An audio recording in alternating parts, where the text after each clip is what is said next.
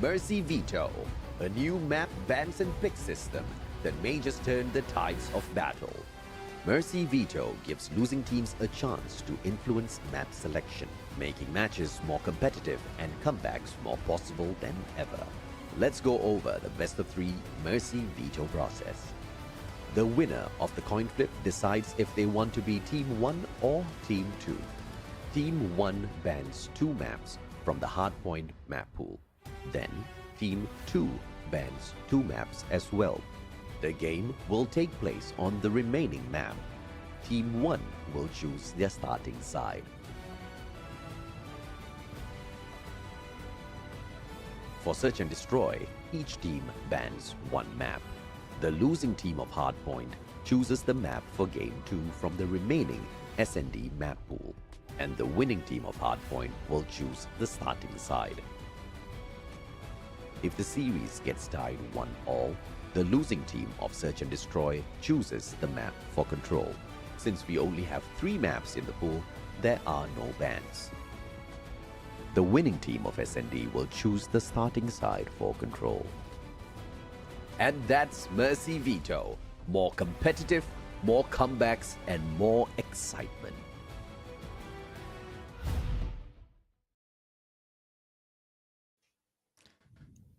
Once again, welcome back to Garena Masters Ace, the return of champions. And come again, guys, we want to acknowledge the frustration that everyone has for the broadcast. Why is the delay happening, so on and so forth. But we just want to ensure that the quality of the broadcast, while it continues, it will remain to be the pristine, the best condition that we could offer. Once again, we are the voices for the commentary for today. My name is Warden. Alongside with me is Cali Gaming.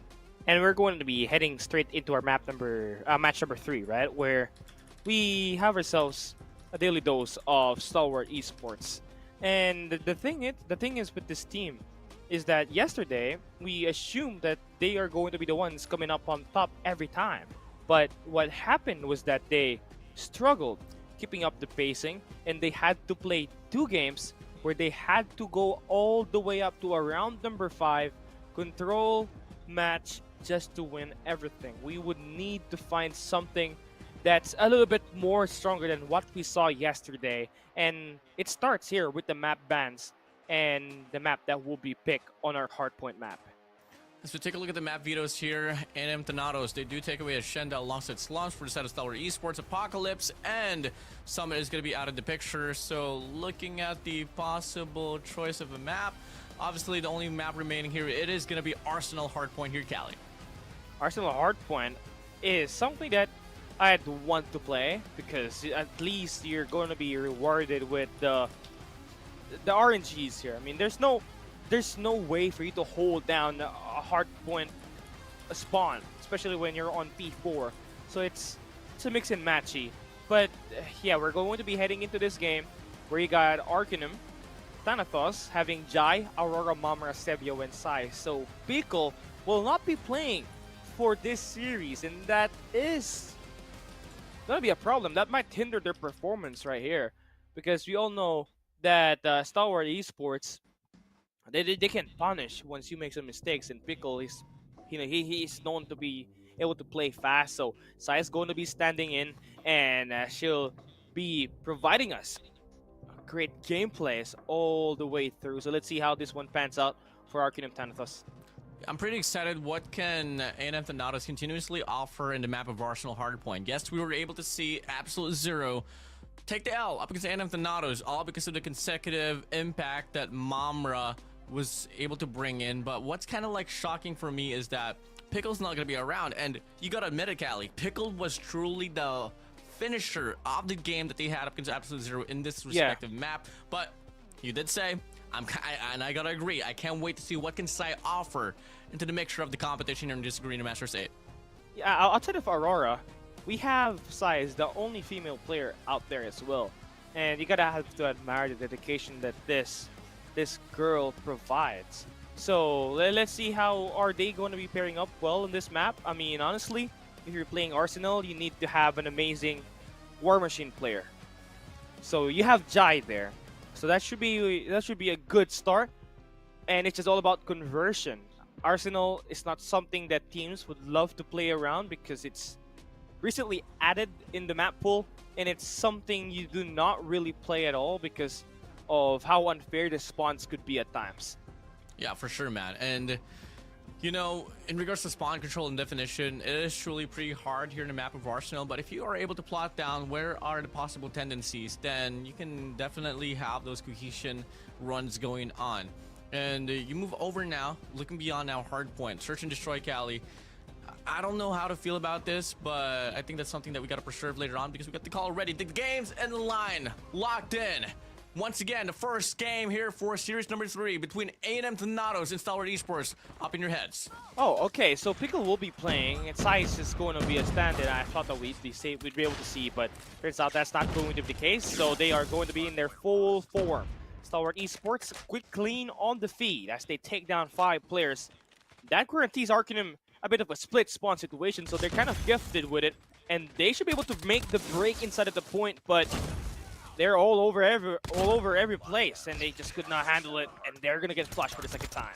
It's a mix-up of trades here back and forth inside of the hill. Once you get the first 5-kill metric, you should be able to lock down the first initial 15 points, not unless the second wave comes in and clears you once again. And so far, Stalwart Esports still fully in control. AG's gonna be inside of the hill. Finds a double streak. Can he find a triple? No, he can't. Sabio from the back shuts him down. A&M Donato still scrambling across the hill, longing for some breathing room, but Stalwart Esports is ever so persistent. Yeah, you just gotta love it that they're playing inside of the point and also do the same thing for Arcanum, and they may not be able to win their gunfights here, but they were trying to contest and not give us much time that Stalwart Esports wanted on that P1, but we're heading on to new. This early rotation might be punishing if you're Arcanum because you're coming off late, and you gotta have the flip spawns at some point.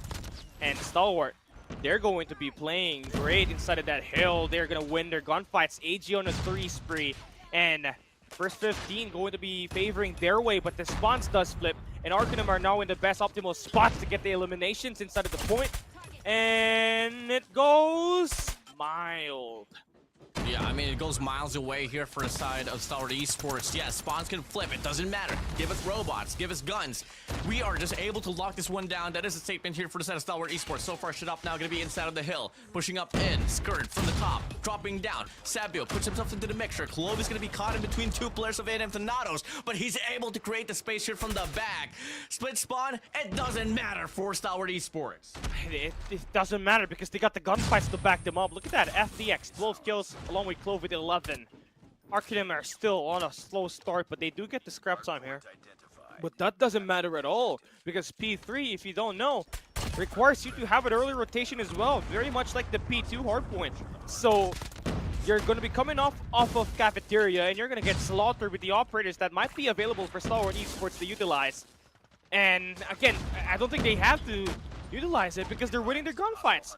Arcanum are falling down like flies. It ain't even nice. Bro, someone call in the detectives, someone call in the investigators, because this is truly a murder happening here inside of this game. Arsenal locked down. Stalwart Esports, 2 operators now going to be out looking for more definition inside, and they're going to be able to rock the boat here on the first 2 elimination. AG finds 2, but it's going to be Sabio here hopping and spraying down, finds more as well here on the White Hall, but at the end of it, the exchange of trade still going to be leading towards the players of Stalwart Esports as the scrap time kicks in.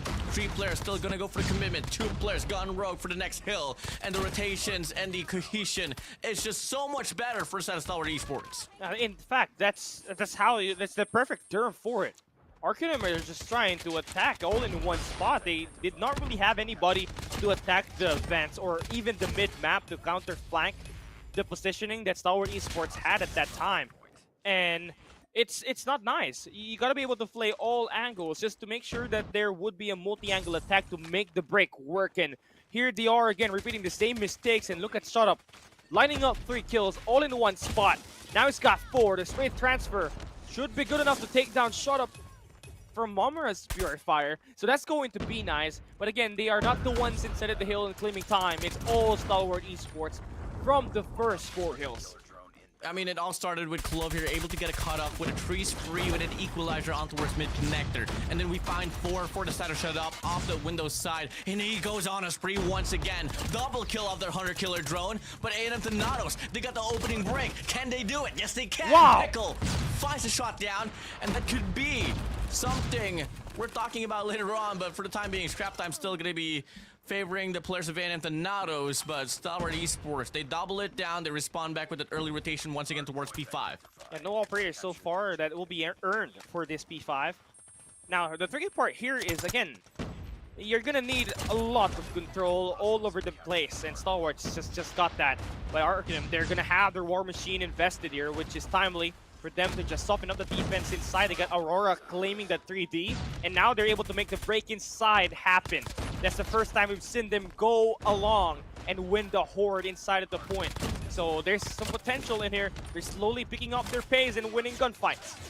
Oh, FDX still not going to be able to get the break. Here, A&M Thanatos in line, controlling this one down. Jai has the Predator missile to use any time to recon and find any information, but it's going to be the players of Stalwart Esports here finding the hill right back. 62 to 135. Stalwart Esports still not stopping at all. In fact, they're on an overdrive. Yeah, 62 to 141, and again, Arcanum are still trying to get there. And I think this might have been their best hard point out of all the 5 hills we played in the first rotation. They just gotta have to tighten things up. I mean, you're off to a slow start and you can't afford to lose another P1 monohill in favor for Stalwart Esports. You gotta be able to fight and survive and pick an angle where you can defend, because you're trying to attack all angles on this P1, when in fact you're just gonna only have to hold either the bottom or the top side of this P1 right here. And this is exactly what Stalwart Esports is doing, and they're finding so much success on. And they're gonna get the flush on the first 15 seconds, clearing that wave. That's easy, at least 10 to 15 points in their way, as we have Arcanum still spawning everywhere.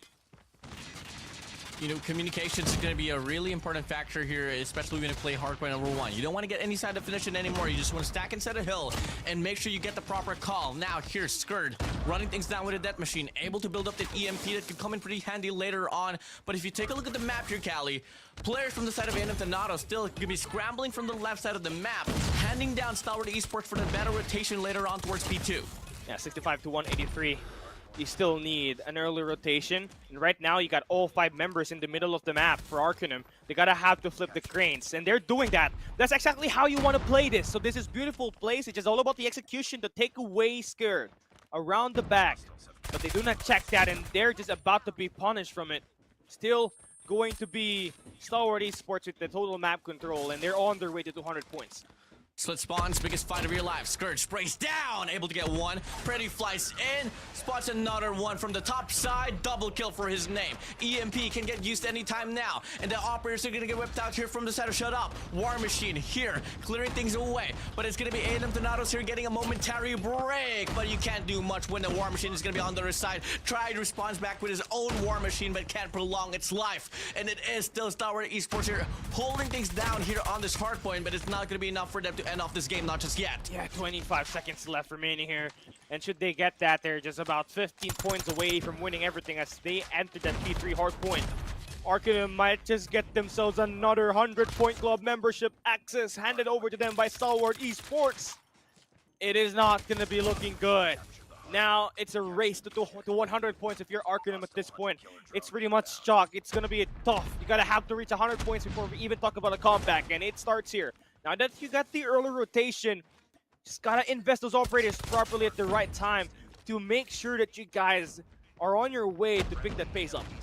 Yeah, they got the D-spawns control here, but player 5 spawns out. That could be an offerment for a pinch later on as well. One player from White spraying down. Skurd makes the play. That machine is out, and that might just be the last and final wave for them to deal with to take away the map from A&M Thanatos.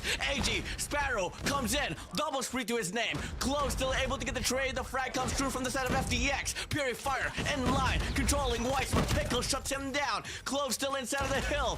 Not favoring in regards to the spawn for Stalwart Esports, but their gunfights are just so much better. Yeah, so much better. You got Skurd with 44. Then you got your boy FDX with 35 kills in there, along with Shut Up, and they are frying the competition.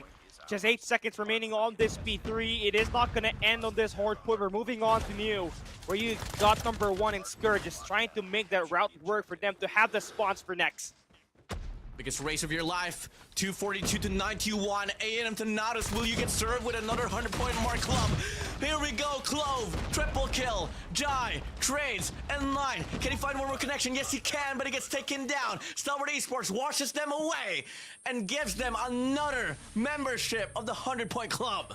Oh my days! Back-to-back 100-point clubs. You hate to see it, but that's Yikes. something that you're gonna have to understand at this point, because Stalwart Esports is not just any team. Yes, they may have had a rocky start yesterday, all the way through, right? They got to play all 3 maps and had to survive 2 5-round actions on control. But once they get the groove going, right, after that first day jitters, they're now right here feeling confident. And the slaying power was extremely felt, Warden. For you to be under a 100-point club, you had to be outgunned by pretty much, and the money hills are going to be stacked back to back to back, and that's what Stalwart Esports did with Scared just leading the pack with that AR. He is frying out there in the competition. Oh yeah, bro. I mean, Clove, shut up. FDX, Garena, it doesn't matter which player from the side of Stalwart Esports, because everyone was on fire. A&M Thanatos, unfortunately, you know, if we was to bring in some factors that was helping them quite a lot up against Absolute Zero in this very map, was that their operator usage was so much better yesterday. Here, everything fell into the hands of Stalwart Esports. Operator usage, canceling, forming up when the timing is right to make sure that those operators doesn't come in from the side of A&M Thanatos, and the rest was came through there. Rotation, truly one big factor as well. Every single bit of hardpoint, aside from that last B3, it was Stalwart Esports leading the driver's seat. Yeah, they always had the early rotation, and they're just giving those scrap times in the hands of Arcanum Thanatos. And that's just the hard part about this, because you gotta have to understand the map. There are hardpoint maps where you can have room for breaks when you have late rotations, but not here on this Arsenal map. And to those who are just watching right now, and if you missed the action, it was Stalwart Esports that took that win. Let's take a look at these highlights. We'll be right back.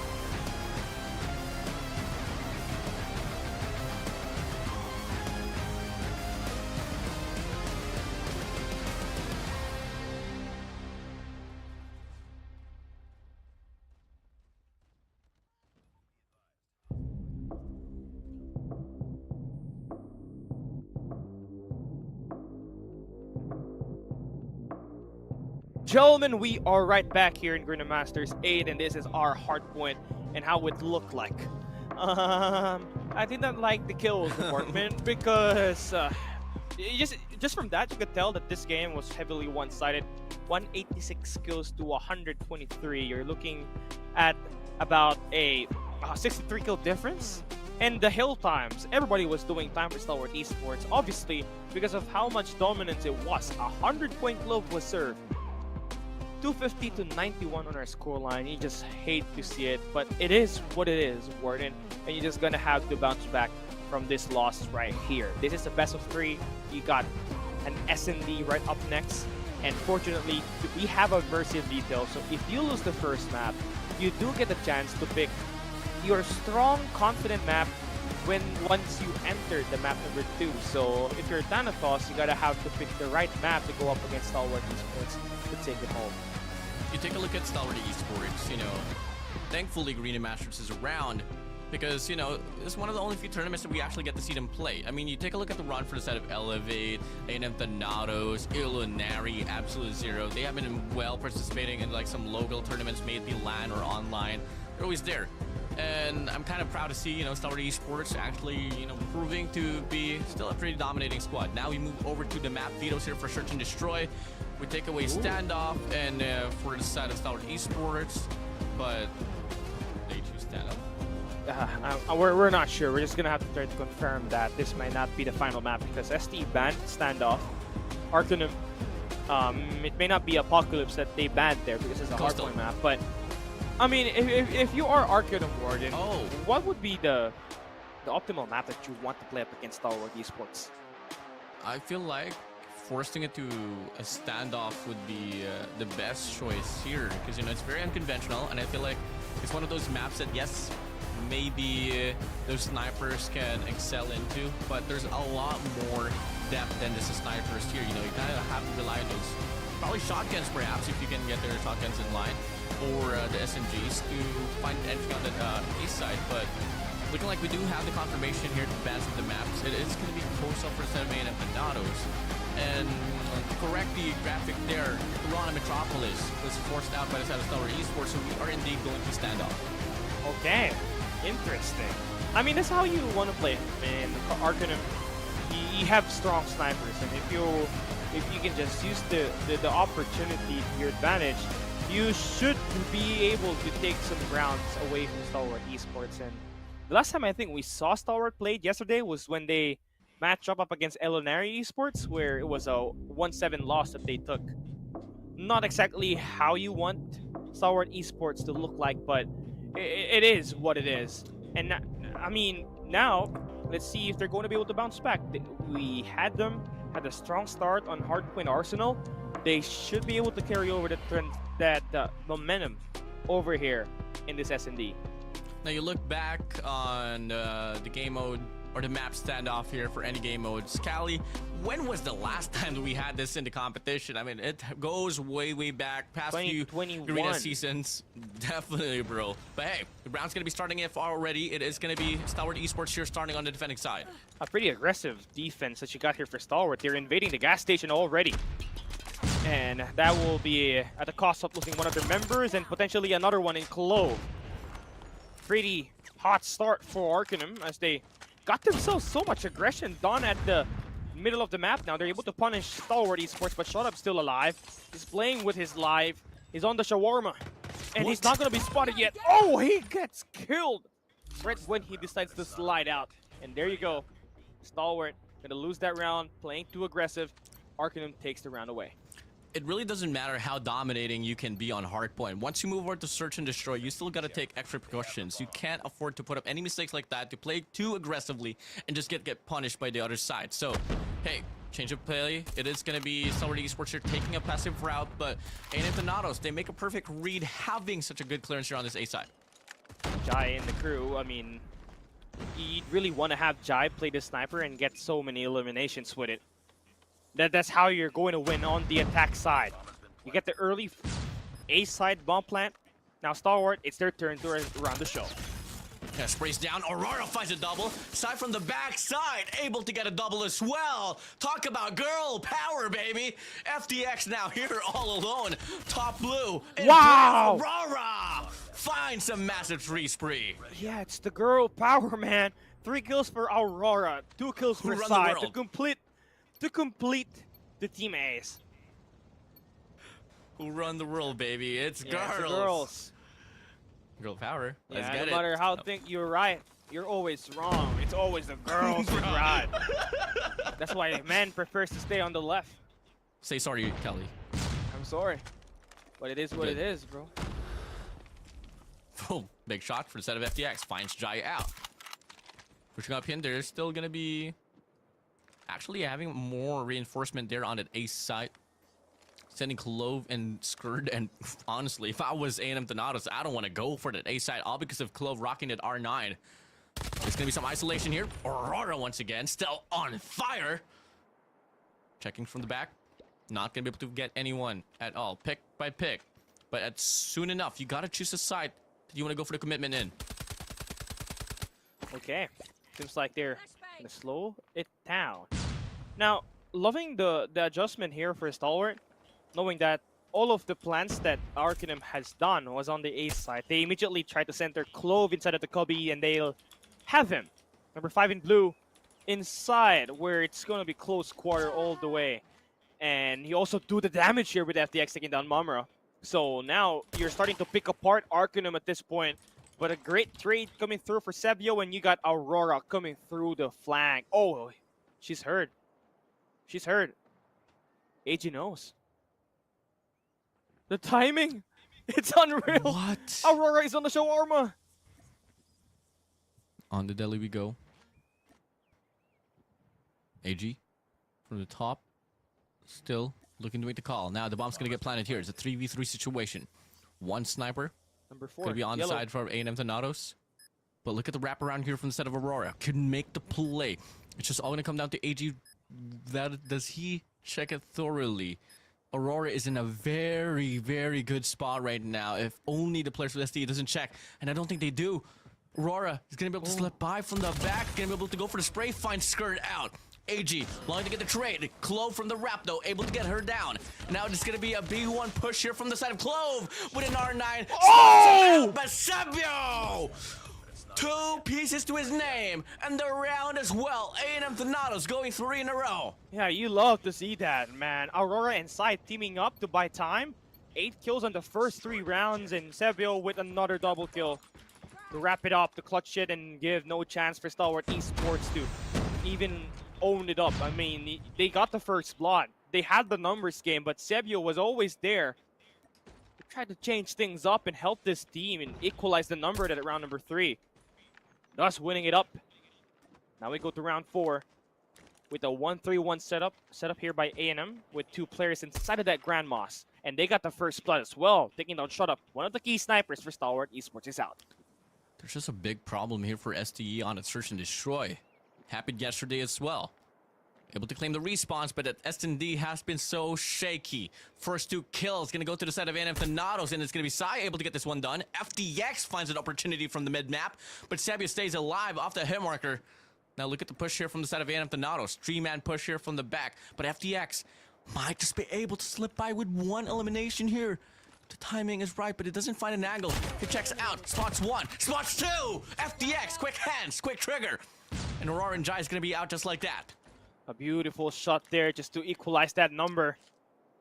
Now, Sai should be able to free-fire this, but it's not hitting. What? And Sevio's not going to have any information in there, and he's going to get shot down by the R9 and this Kurd combo.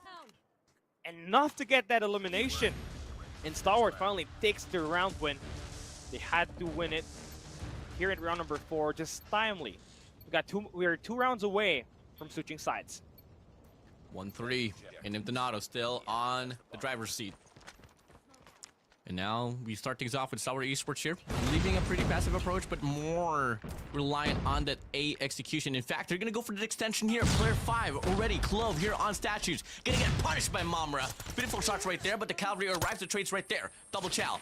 Now they can fall back any moment in time. They can't play this one too aggressively. Okay, Skirt and the crew. They're being attacked here, and they're... Yeah, too much overextension that we're seeing here, and Jai's been able to punish Warden. And now it's a 3v2. Scourge's been making the plays. It's been the lifeline for this squad. It's the last person standing. You cannot win that 1v2. You gotta have to go back, trace back that roots. Jai's gonna overextend with the pistol, and he wins it up against Scourge. Arcanum, again, they in charge. Not afraid of the moment. and taking away as much offensive side as they can before we switch. Bald move there from Jai, but he knew for a fact he can get it all done. Now, it's gonna be NM Thanatos' turn here. Still go for some aggression, but Shadap in the process finds Sebu out. He's gonna be caught in the middle though, but the cavalry arrives once again. AG providing support and coverage here inside of the side. Scourge sprays down, finds Aurora, and the immediate aggressive take from the side of NM Thanatos gets pushed away by Stalwart Esports. Surely you're looking at the roll bang here for Jai, but nothing has been able to hit. And you just gave away your location onto Scared. And now he's got full angle on this bakery. He's about to bake some cake, but no, thanks. He got red on. And just like that, Arcanum is able to tie up the numbers. Gonna be a really good spot here for Shut Up, but FTX actually finds a wall bang through the wall. Jai's gonna be gone. Mamra, eager to get the trade, but he does find Shut Up out. Now it's a 2v2. Very doable round. A lot of time left. And Mamra has the bomb. Sai's gonna be pushing up here towards Broken Side. Wow. Two players from the side of Stalwart Esports here wrapping around. That's gonna be FTX here taking the long way around towards Back Secret. Mamra still gonna be anticipating. If the timing is right, SDE might just be able to come out away with this. It's looking like it's Stalwart Esports playing the attack side here. FTX on a very aggressive note. It's a 1v1. It's FTX up against Sai. Only female player that we got here. Time is running out. You gotta have to pick it up. For sure, FTX knows about this. Timing is unreal. He does not check Grand Moss. So that bomb is gonna get picked up. And the bomb should be headed towards A. Could be B, could be A. FTX is gonna be right there. Who's gonna be able to get the shot? Machine pistol is out! And FTX, well played. Greatly positioned. Gonna be dropping the lead by 2 before we switch the sides. NM Thanatos though. It's gonna be their turn here to play on the defense. Okay. Now, it is easy to take the attack side here because you get to dictate it quickly. Not knowing where the attack will go, but for sure it's always going to be ending up on A. When you're on the defense, though, it's different. You're going to have to feel the wrath of the attack here by AG, but he falls down. And Sai's going to have the MG42 wall bang through the hay bales. It's not hitting Skirt, thankfully, but number 2 in yellow is going to have that attack on the cars. He has not been hit at all until Shut Up came in to play to find that elimination. And they still got one more player to tie up the numbers here. Big shots up the sniper. Sebu. He knows. He sees the barrel, but misses the shot. Shut Up runs away. Big mistake. Unfortunate as it is. But Shut Up goes back to the extension towards Delhi's side. I don't think Sebu knows about this. And I think Shut Up hears them quite loud and clear. Two players stacked up inside of the side. Player 4 here. Should be able to slither across. Sabio, the timing doesn't fit to his favor, but he stays alive. But Shut Up's gonna be able to get the flank. Now it's a 2v2 situation. They came up from Delhi spawn, so they should be able to make the call and go for the commitment for the B-bomb set instead. No, FTX is low-key trying to make some plays here. I mean, they got the bomb. He's just gonna have to take care of his life. You know that the players are going to be at A. Now you try to stature your defense on the B side and plant this bomb. There are no utils whatsoever you're going to have to trust your full retake. Where are you going to go when you're on the defense? Are you going to directly route all the way back to Special Force base? Or are you going to try to take that hit all the way from mid, which you do if you're Aurora and you just fall down? Now it's a 2v1 in favor for Stalwart Esports. Take the moment, Sai. Make the play here, but Shut Up's already holding this door down, and she peeks away. Well done here from the side of Shut Up, and now the lead's gonna get dropped to just 1 here, Cali. That's nice. I mean, you look at it that way, Stalwart Esports may have taken so much loss. AG still 0 kills. Is he gonna pull an Incendio? Well, there's only one way to find out. It's 3 and 4 on our scoreline. Our target score is 7. It's not 9. It's not CDM. We're playing the global format, and AG, he's playing offside. I mean, I kind of get it that he's not going to get as much as engagements as normally you'd think of FTX. But at some point, he's going to have to lurk at some point and play through the flank, right?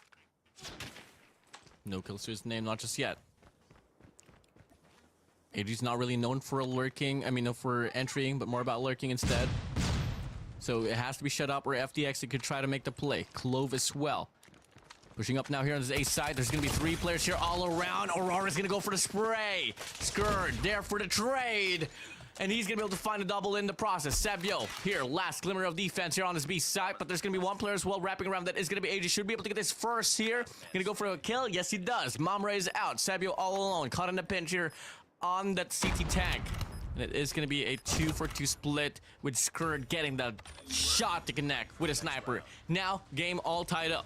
You're starting to feel it, the defense and its disadvantages. You finally are feeling the pain of it, right? And Arcanum just needs to slow things down. If you cannot handle the heat on the A site or through mid, you don't gotta have to overextend. Oh, frag kill from the side of Jai. Shut up is going to be out quite early on. That's going to be 1 less of a sniper that you got to worry about here, Cali. FDX is on the high ground. He's got full mid-map control.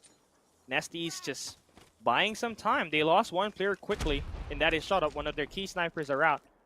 So they're just slowly trying to play for picks. And it starts here around the back.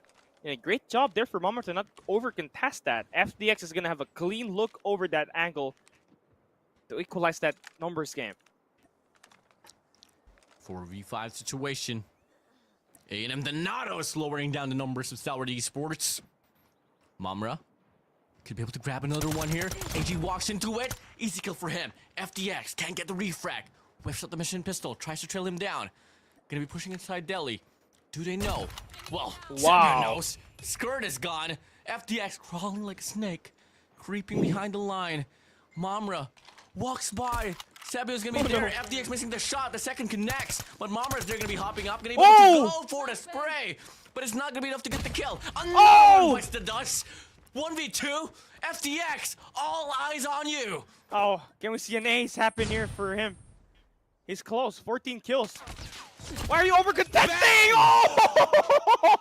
Oh! 4 kills before he got taken down. Arcanum was desperate. So close, but yet so far. Now, it slips by from the hands of Stalwart Esports. The lead goes to the side of A&M Thanatos. Now you go for the strike here on his A-bomb side. This 4-man push here from the front.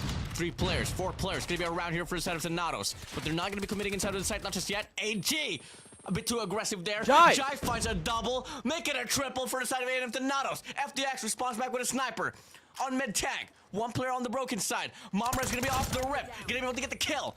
Shut up, all alone, here on the B side. Big 1v1 of your life. Sabio gets taken away. Now, take it slow.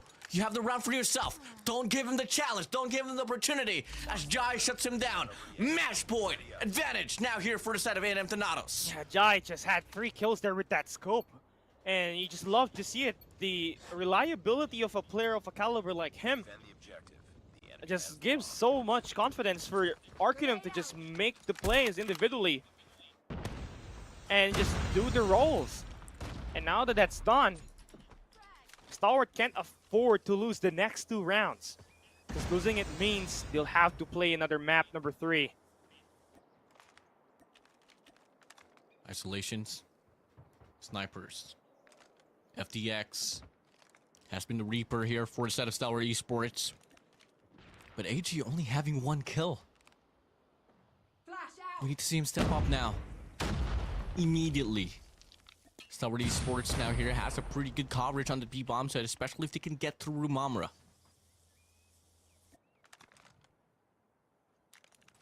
They're still slowing things down. They are opting for a B-side hit, but Mamra finds 2 eliminations! And he's still alive! He's cooking in the shawarma shop. And FDX, he's caught into a pinch. And he's gonna get himself staying alive. Low HP, he's gonna be able to rendezvous with his team. But they're surrounded. Number 4 in blue. That's Aurora. Gonna get taken down, but Jai again with the shots. Now Sai, all up to her to take down AG. Pushing through. Oh, FDX. Wow. She's gonna wait. The bomb plan is on, but she does not convert. So Sabio is left to clutch it on a 1v2. Has a clear shot. Go for the jump shot. Checks to the left. Missing the shot. AG. Swats him down. Drops to the ground. Avoiding the bullets here. They don't have to go for the challenge. Just wait for Sabio to come by. After all, he has a sniper. Don't give him the terrain that he wants. Big Ooh. read here for FDX, but Sebio jumps. AG's gonna be working for the flank there from the left side. Mid-map control. FDX inside of the side. You're gonna go for the pinch now, and this should be it. Sebio here, 1v2. Not gonna be the case. 20 FDX kills. cancels it out. And it is now gonna be 5-6 here. One more round for that overtime. Yeah, one more round. 20 kills also for FDX.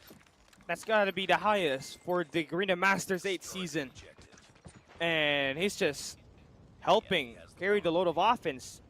Wherein AG and Clove only has 4 kills combined. So it has to look terrible for this duo. But has allowed FDX to get as much kills as he wants. Is on a hot streak. Now got one more time. One more attack side win. You'll be able to mess up the mental game of Arcanum. And also have a chance to take it home. But that first blood does not help you at all. And you lose out on your sniper and shot up. So it's all out to the lone sniper in FDX to try to will this team through this round number 12. 3-2 split here from the set of A&M Thanatos. Star Esports, they got AG here, push top already towards tank. Jai. And alongside Aurora and Sebio is going to be inside of the side. AG should be able to get a massive double spree here. Finds 2 on the feed. Side Aurora out. Make it Jai as well. AG turning it up. Right when you need it the most, he steps up. That's huge. Stalwart. Now he'll be able to plant that bomb. They know where this guy is. AG is just standing on the corner and FDX gets the kill. The potential overtime in the making here with only Sebio left to clutch it. And what a solid play there for AG to make it slow and steady. Silent but deadly as well. And just like that, the players that was underperforming Warden, AG and Clove, took the last 4 kills of that round. And now we have a tie game. The wait is on. Here we go, a reset for both of the squads. A&M Thanatos here, gonna be starting things off on the overtime at the offense. Sebio nearly gets a shot to connect, up against shut up. It's gonna be a 4-1 split here, just leaving the B-bomb side out in the open onto the hands of AG. 15 seconds, not all that much attention, not a lot of engagements, and it's the sniper game. FDX versus Jai. Who's gonna win it? Because possibly they're the 2 hot killers, hot triggers, that you're gonna have to watch out for here. Cannot afford your team to lose a first blood at this point. So all of them are just wasting time, waiting for a pick to happen. A minute and 15 seconds left on the clock. Sebio with a sniper. FDX as well on the other side. All gonna come down to the timing. The Sebio knows FDX should be able to get it done. Gonna be getting that slight elevation on top of the haystack. He's gonna be holding his corner down. Just one more peek, Sebio. Easy shot for FDX. Now, it's a 4v5. Now, how do you bounce back from that?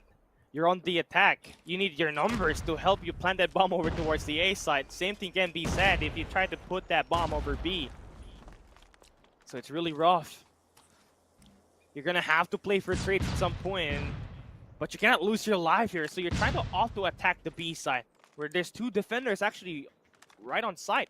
But you're using that to decoy, and now you're attacking the A side. Skirt is going to be here along with Clove. Skirt here from the back. Jai in the process, gonna be able to get the kill. Aurora finds nice the trade. Now it's a 3v3 situation. Momra from the back, able to get one as well. He plays for his life. Oh my god. Not gonna be able to get this one done. FDX here on the mid-map, gonna be able to slip by. But it's gonna be a 1v1 here between Shut Up and FDX here, making miracles work. And Shut Up as well. Now, 1v1 Aurora all alone. 1v1 situation. Up against Shut Up with a sniper. 35 seconds left. Make the play. Who wants this badly? Who makes the read? Shut Up. The barrel side. Aurora is in a very off angle. To Shut Up, get the call. Has to go for the fake out. Has to go for the tap on the bomb. Aurora can peek anytime, and this should be her round. Checks up with it. Gonna go for the spray. Gonna get the kill. Lead change here for Thanatos. And it ain't over yet. Arcanum are still within the game. And you have to love Mamura, who was playing that B1. He was the decoy that allowed that 3v2 situation to pave the way for Arcanum to win on the A side. and Aurora was the icing on the cake. To clutch out 1v1 means Arcanum now leads on this standoff search and destroy. It's a battle of the lurk here between Mumra and Clove. Just making some presence here around Gasoline Station. SDE, they're going to be splitting apart, sending 2 players out towards Granny's. 1 on Main Street, make it 2 actually.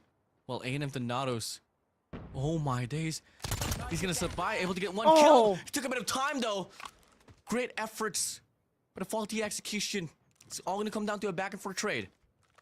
Okay. Right now, I wonder who Bobby is actually favoring this way, because whoever he favors. Nah. No, you already know what's gonna happen. Nah. But Don't bring moving it in, forward, dog. yeah, focus on. Let's just lock in this game. If you are Arcanum, 1 kill is all it takes. It's a 4v4. Less than a minute left on the clock. AG once again is going to be working for the flank, but it doesn't see. Oh! Jai should have been an easy kill. But now they are going to be forming up now here on his A site. Which side is going to be at? Has to peek any moment of time now. The flashes come in. Trophy's out. Side's going to go for a spray. Able to get a double. Thanatos here on the run. FDX now all alone. 1v3 situation. They know where they are.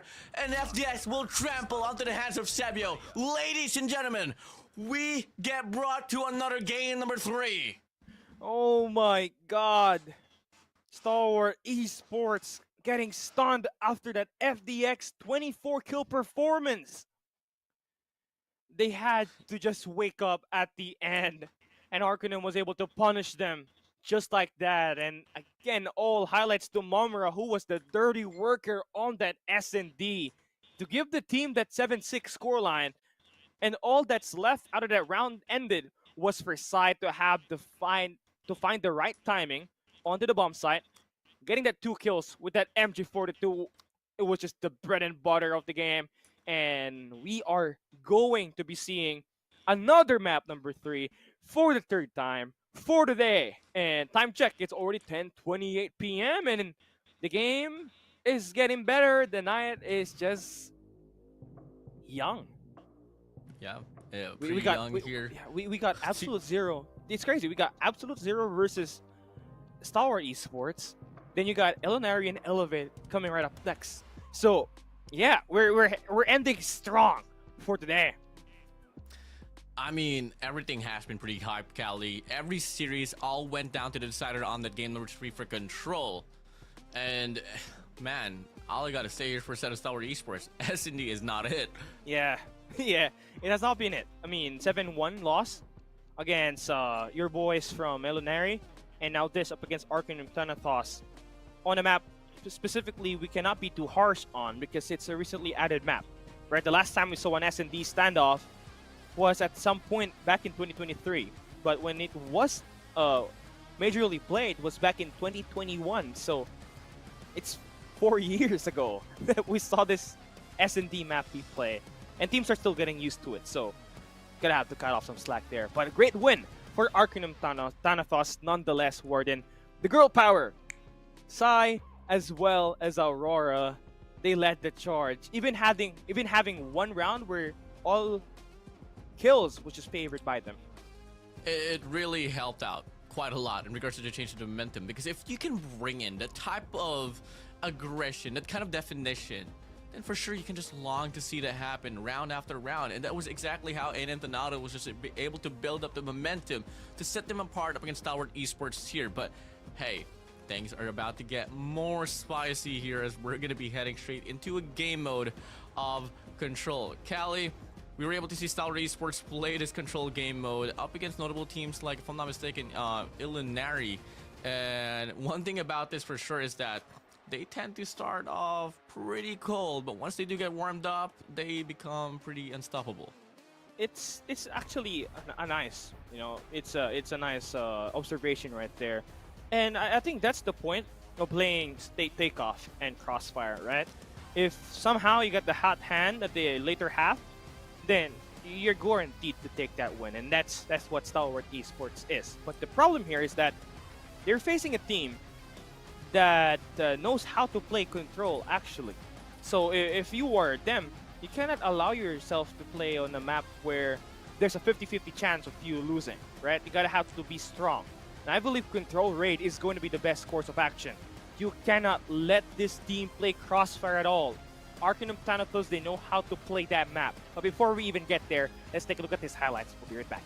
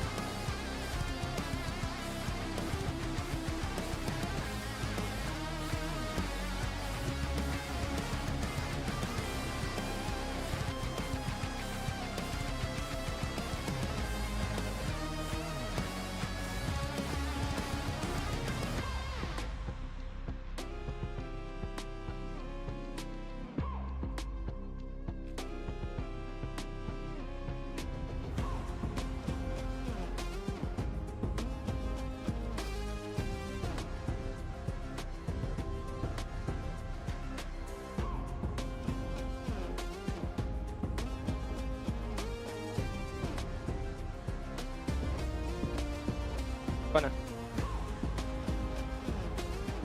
Well. Now something's up now for Hardpoint and Search and Destroy. We're heading straight towards Control. I thought it was gonna be Raid. Is it gonna be Raid? No, it won't be the case. Come on now, stop teasing us.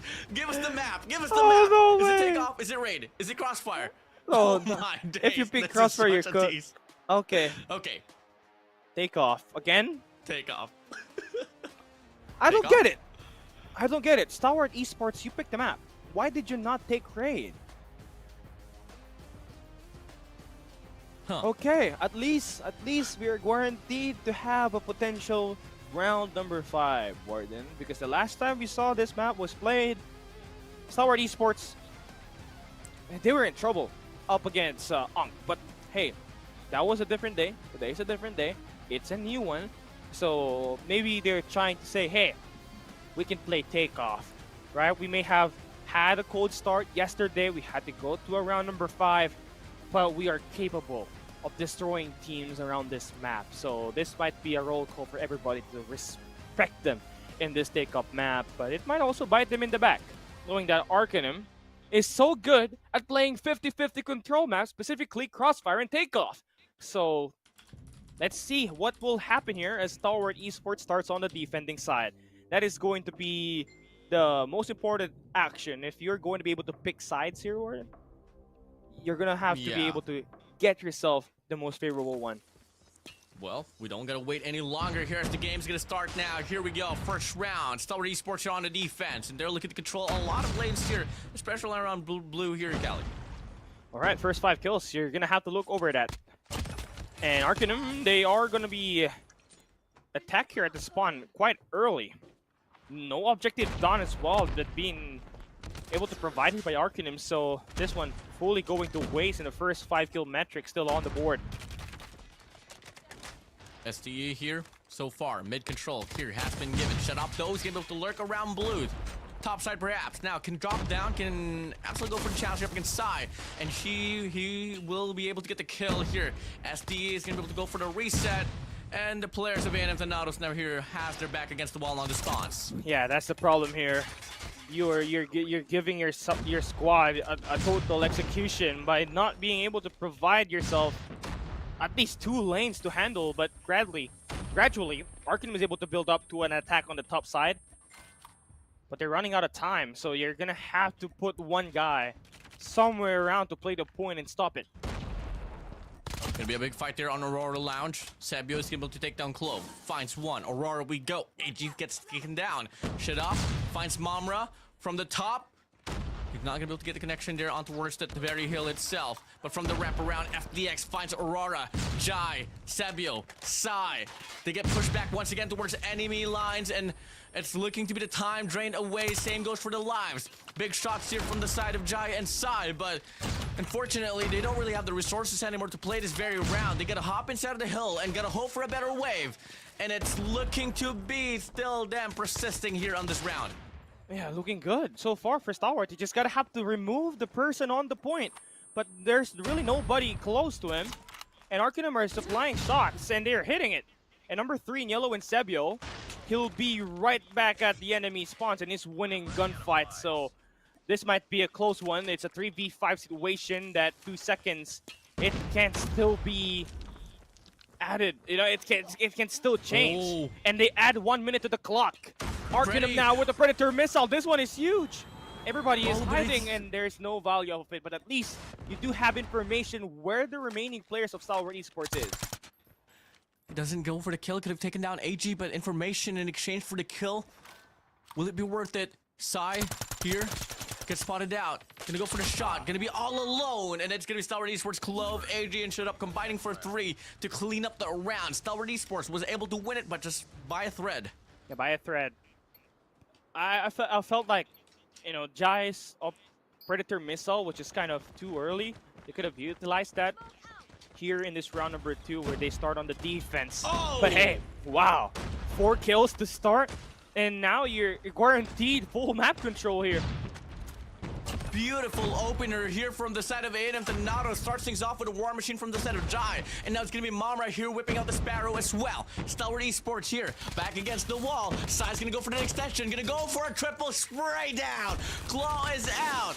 But unfortunately couldn't convert with Shut Up. But they got the lives away already. This should be a fast one here from the side of A&M Thanatos. Oh my god, they're still invaded at the spawns. They still haven't recovered, but luckily they do find a guy to contest that B site. That might be able to pause the clock here for a bit. But Mamra, again, 2 eliminations, and Aurora's laying out. One more player on the corner, and the Cubby and Shot Up is gonna find those 2 kills. But they got a lot of comeback to do. They need to win through capture, because through kills, it might be a little bit impossible unless they do find a better control on the map, which they do by having their players to focus on the top side of the map. It's not going to be over here for the side of STE. In fact, Skur does decide to go for the risk. Whip out that machine here. If he can go on a spree, should be able to get a cut off here towards the red side. Here, one guy from the right side, gonna go for the peak. Skur accumulates the kills. Now, capture is still going to be continuous here on a control point, but Sabio washes him away. Skur's going to go for that extension, hoping for some lives to come by, but he's not going to be able to find anything off this not just yet. Stalwart Esports, they got to play for the hill if they want to have a chance to win this round. 4 life count left, 8 seconds remaining. You gotta get that A side hit, but they are so far away from it. Arcanum are doing whatever possible for them to stop that attack on the A site, and they do manage to get the shot down and win through time expiration with Aurora, finding those multi-kills to tie up this game. 1 for 1. Coming into the round now. Well, it's going to be having 2 operators here for the set of A&M Thanato, 3 for the set of Stalwart Esports. Can we see another opener here of operators looking like Shut Up? Does whip out the War Machine here to get some mid coverage, but he's not going to be able to find any opportunities aside from Jai. 2F play. Mamra there extended. But it's just going to be going 2 ways aside from the singular kill that they were able to get. Okay, so many passive moments here. Nobody really overextending that much. But Stalwart Esports being on the defense means they're trying to play aggressive and take up P4, which they do.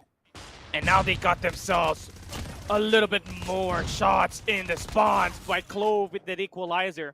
And the annihilator from FPX is going to be coming along as well, so it ain't friendly at all. This is damage done in the life count from Arcanum. But they are going to be able to get the reset. Actually, still survives, pushes them away. Now it's going to be A&M Thanatos here having the space that they need to go for the push on the B control point. They got Mamra alongside Aurora here that both has operator skills as well. But AG comes out here, out from Double D. Gonna be able to whip out the Tempest, but is only gonna be good for one. Shut up. Here, sprays down. There's gonna be plenty of opportunities there, but Mamra walks in into the Sebio. face of Skurd. But Sebio is gonna be coming inside of the control point now here on B. Has to deny it later, but gets denied. Oh, he gets denied. 18 to 12, 18 seconds left. Arcanum desperate to take control of any flag here in this map. But Star Wars has got good control over it. And they're not going to be able to have a chance at this if they keep losing down lives. They gotta have better map control. They gotta win through middle, but they all fall down. It's only Aurora playing around the A side to stop that clock from running down. And this should be an SDE win right here. With all the damage that they're able to provide, not just in the kill department, but you know, with the total map control that they're gonna have in that round number 3. Winning off another round on defense with the time expiring. STE now here is going to be on match point advantage. Aiden Thanato still going to be far from over for them. They got 2 operator skills that's going to be available for investment, but they got to do it in the most efficient way possible. Jai is going to be longing to create the same play as he did earlier, but STE, they adapt to it. Yep. And you're looking into that operator from Jayo again with 17 kills. You're looking like you're winning your gunfights. Okay, that looks good. Stalwart is back at spawns. You got Sebio with the operator, Aurora with the equalizer. This might not look good at all if all things is assumed on the best case scenario for Arcanum. Oh, big shot for FDX. Annihilator though from the side of Sebio. Good for 2 so far. Still, 2 out of 2. Can he go 4 out of 4 on the next run? STE so far, they are going to go for that extension, but FDX whips out his own scope to cancel out that operator skill. And it's going to be 19 to 20. Still, Aiden Thanatos on that incremental lead, but one player slips by already. That is going to be Clove here on the wraparound. 18 to 20, 30 seconds remaining here. If you're on the attack, you got to have some top control, and that's a big kill for Clove to take top P2, because that immediately grants you so much access to the enemy spawns. And now you're just going to have to clear out the remaining player overextending on your spawn. Now you do have flipped the script. With Clove making the plays, your team is now doing objective on the A side, and he's got an equalizer to play with. Uh-oh, but Sebio is there from the top, canceling it out. Shit up here, whips out the War Machine. The Pretty flies in from the side of Clove. Can he get anyone? Not just yet, only finds one. Aurora out here. Contestation on that A control point. Coming into the way of Stalwart Esports. They know for sure that they gotta play for the life. Need to get a time extension or use that pressure up against A&M Thanatos. So this round right here looks to be prolonged. Not unless A&M Thanatos can watch the players of STE, but they win the gunfights. Oh, 1 minute added to the clock. That is going to be punishing. Stalwart Esports looks so good. They can end it here, but it's not over until it's over. Arcanum is still in a fighting stance, and they still got 5 players remaining. It's a 5v9 situation. And the best part about this, if you're SDE, you got 2, 3 operators available to make the difference. And you're attacking the top side, which is the best action to take to make the break on the B side. So he's gonna be out. Momra finds Shut Up. Clove is there for the trade. Off the rip, off the flank. AG finds the kill. And now ready to close out the deal. GG's, well played. Stalwart Esports closes it out with a 3-1 fashion. Oh, God. There we go. That is going to be a 3-1. You love to see the attacks happening there for both ends. Just that the operators at that last matchup, at that last round, just it favored Stalwart Esports, and they'll be able to close out this series. FDX, I feel like gotta have to be the MVP of this one, right? I mean, knowing how he was able to provide eliminations on the Arsenal hardpoint. You did also have him score 24 kills on that S&D. Man was doing it all, and it just gotta have to admire the consistency he's able to provide with the team. But nonetheless, total team effort to take that win on takeoff. It was, I'd say 50-50. You can say that it was a 3-1 victory, but you know there were moments where Stalwart Esports would make some errors, but luckily the gunfights was there for them at the end to push through, take that 1 minute to the clock, and win everything during the transition. Well done there from the side of STE. Yes, in between the rounds of both Search and Destroy and Control, it went down to a pretty close round from each end, no. But to be said. That was a wrap right there for the side of Stalwart Esports and Anthanatos. I mean, I'm just pretty stoked up. I mean, you gotta admit it. Anthanatos, ever since the course of like what the last 7 months, they have been improving drastically as well. And I know for sure this is gonna be serving as a the learning curve for them to know what they can even offer more in the near future. Yeah, and it's just rough right there for them, right? But hey, they're giving everybody a fighting chance, Gordon. And Stalwart Esports, there's a chink in their armor right now, and that S&D, people that might cost them the top 4 spot. Yep, but hey, looking like the highlights are well ready here for Control. If you guys miss out the action, you don't want to miss this one as well.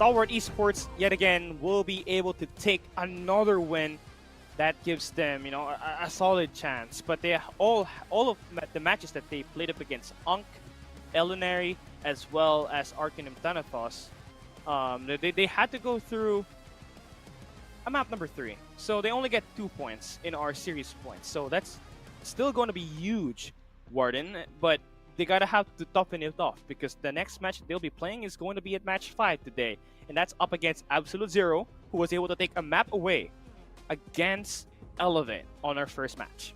Oh yeah, Matt. I mean, it is something that I'm still waiting for them to see to actually build up over the course of the next few days here for this group stage. Coming in, guys, it is March 8, 19 right now. Yesterday was the first day, today's the second, and still we got 4 more to go to see these players and these squads try to prove themselves into the mixture. But anyways, moving over, we do have our post-game breakdown here for Control.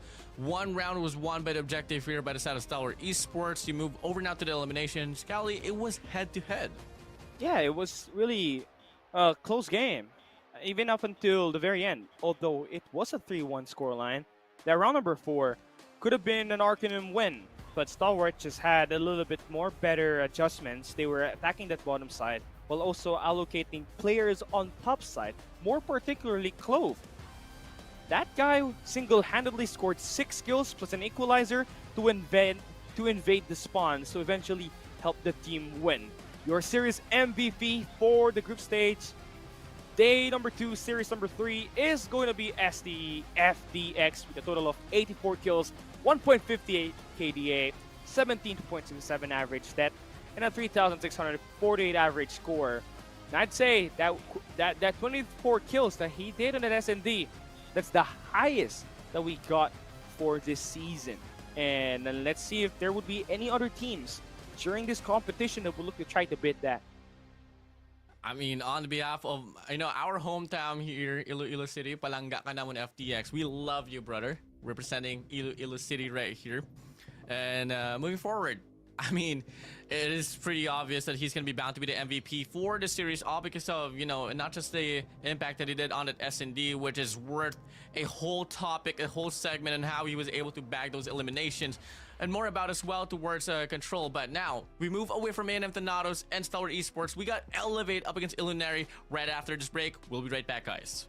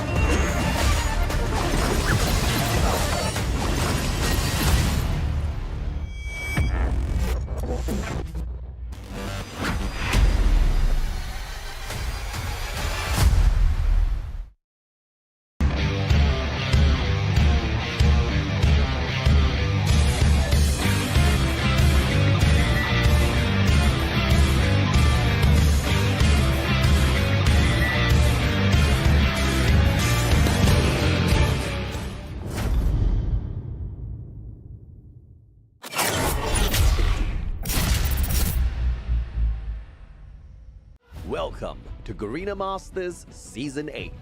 This time, we are raising the stakes with Mercy Veto, a new map bans and pick system that may just turn the tides of battle. Mercy Veto gives losing teams a chance to influence map selection, making matches more competitive and comebacks more possible than ever. Let's go over the best of 3 Mercy Veto process. The winner of the coin flip decides if they want to be Team 1 or Team 2. Team 1 bans 2 maps from the hardpoint map pool. Then, Team 2 bans 2 maps as well. The game will take place on the remaining map. Team 1 will choose their starting side. For Search and Destroy, each team bans 1 map. The losing team of Hardpoint chooses the map for Game 2 from the remaining S&D map pool, and the winning team of Hardpoint will choose the starting side. If the series gets tied 1-all, the losing team of Search and Destroy chooses the map for Control. Since we only have 3 maps in the pool, there are no bans. The winning team of S&D will choose the starting side for Control. And that's Mercy Veto. More competitive, more comebacks, and more excitement.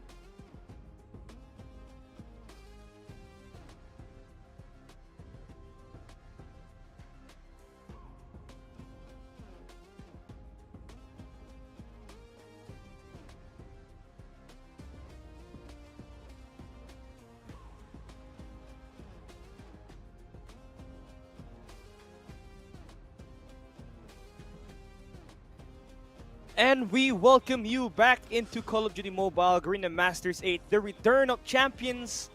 The world champions are set to take another team here in the group stage as they go up against Warden to bring you guys the 4th series of the day. We got a pretty intense fight on the last match, and I'm expecting this to be the same because Elinari, we knew that they could put up a great fight, but they're lacking a little bit just to put them at the winner side.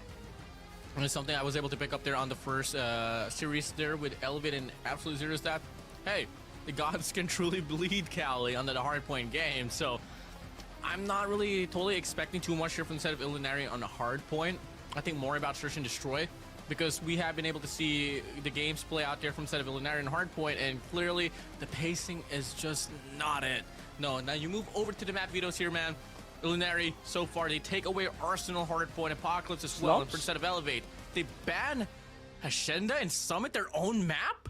Yeah, I mean, they're hiding it, man. There's no point of showing it to your enemies. Because it's not just the Garena teams that will look to try to copy your strats. You're looking at the other regions as well. So, you don't gotta have to expose yourself. You can work on other maps. And here, they look to try to play Slums. This will be a map that they will be playing for the 3rd time heading in to this tournament. And Elunari, I don't know who won the map bans and picks, but I know for sure that this will not be in favor of the SKS. So Whoopi's gonna have to pick something up that's not an SKS. Gotta have to be an AR or could be an SMG for as long as they could have 5 man stacking inside at that point. Or it could be the, Type 63 Cali. I feel like Type 63 is going to be viable here for Slums. I mean, what do you think, bro? Me? I mean, the Type bro, 63. Type 63? Yeah. I hate to break it to you guys, but we may have found ourselves a new meta. It is not the SKS. I mean, Whoopi was half right about it, right? The top tap weapon meta. But there's a way better weapon. And there's total good mobility in it as well, and that would be the Type 63. Now, it's just all about who's going to implement that first. We've already given you guys a little bit of a sneak peek of what could be the meta for this coming season. I still can't believe Whoopi's still half right about it. That SKS, he's there. I mean, it fits his role. The marksman, the dead shot of the squad here, the first set of Illuminari. If you want to rely on a player that has really remarkable, accuracy, you really want to give it down to Whoopi. But the rest, honestly, I really want to see Badman here step up for a set of Illuminari. If he can bring in the same Badman that we were so used to seeing back in the early season of Garena Masters, where he was playing for Dovek and Oblivion, and alongside Wolf back in the days, which is the squad that came after, Easy or Buki or Blacklist International, he was able to be on par in regards to the fire department there. But in regards to how he has been playing for today and yesterday, it hasn't been really that case. Yeah, for sure. So let's see how is this going to be panning out, since Slum's Hardpoint technically could be the worst map that Elevate will play. But after what we saw from Ankh and what they did to Arcanum Thanatos, they're currently undefeated in the Slum's Hardpoint. But there's also another thing that we had to absolutely bring into play, Warden, is that they lost that Apocalypse Hardpoint. So there's a high chance that they can really lose some maps if teams actually try hard. But you're talking about a map that is not gonna have a lot of reps. It ain't part of the core map from last year, so it's all about who's got the better gunfights, and at least it's got a little bit more knowledge of how you play the spawns here as we enter the first match between Elevate and Elunari. Yeah, I mean, one thing so good here for the set of Illuminari is that they're going to have the better spawns here right from get-go off this very game. So, hey, not so surprised that Illuminari so far is turning it up. But as soon as they say this, the middle part of the hardpoint adjustments would try to come in here from the set of Elevate. But, in all quite honestly, Illuminari, they're not doing too shabby at all. Yeah, not too shabby. I mean, they're holding off. They got the better side, so they're just all about converting. Now, Elevate is trying to break through, but they're missing out on pushing through the broken building. So that's something that you're going to have to try to utilize if you're starting on the left side of the map. And they do finally have a couple of players in there, but only to get shut down by Whoopi, who's currently in it to win it. Now, you do mention that Batman needs to play well, and he's currently providing as much kills as he can with 7. And they're going to be having a lead as we enter PG. Yeah, and this is going to be a very detrimental hill here if ever Illuminari can actually chain this one down. But look at the extra effort from the set of Elevate to try to wrap things around here. 4-man push, and it has all to come down to alongside Rex and a Risky here to go for the cut. And they're going to be able to wave off the players of Elevate.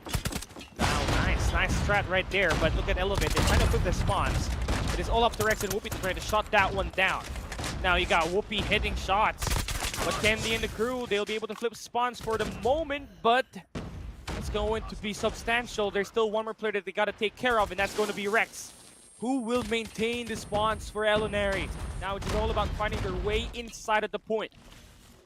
Not of the brightest days here for first set of Elevate, as Elunari once again takes the hill right back.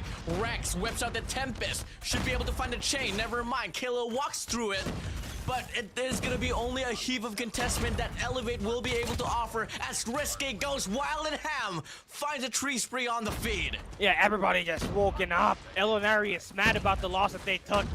And we're profiling them as a worst hardpoint team in this matchup. But hey, they're way better than that as they take a massive lead as we enter P3. But TJ and the team finally gets themselves an early rotation. And this is where you kind of worry a bit if you're Elunari, because you're spawning everywhere. And you gotta win your 1v1s, and you gotta check every corner you can, so you're pretty much on a disadvantage. And you've been gunned down, not just from the first, but the second wave of gunfights. Everything that Elevate invested in their operators, putting into a good use. The shifts of momentum is something that we are now seeing here for the side of Illuminari. Off from their hands. Elevate here, stacking up inside of the hill. They got deep spawns here for them. In fact, they got 3 players now gonna be inside of the hill, but PJ is on an 18 killing run. 5 spree to his name. Batman is there for the trade. Illuminari, they try to barge in for the scrap time. Ever so lasting trades happening here for the set of Elevate, but Illuminari, for a moment or so, they are able to get the break inside of the hill. And not just that, right? They had substantial momentum heading into this next hill because they got deep. They're holding wells and the fountains. So a bit of a split spawn situation for them that might turn out pretty well. maybe scrap that idea because they got 2 operators invested and Kalo's got the equalizer in his hands. So this could turn things around for Elevate, but they did not get any value off of it. So a break here initially for Elinari in P4. 89 to 70. Elevate once again, chaining the previous to the next hill. But Whoopi is out here with a War Machine, able to get 2 so far, but the trophy cancels him out. Big play for Yopi, out with an equalizer, but the trade is on for the side of Risky. PJ finds himself into the mixture. 2 players remaining here for the side of Elevate. And they are going to be barging in here from the back. Illuminary sustaining and looking like they are able to keep track and retain the lead. The last 15 seconds, it's essential that you are able to score the scrap points of this hill while also trying to hold down the P2 hardpoint location.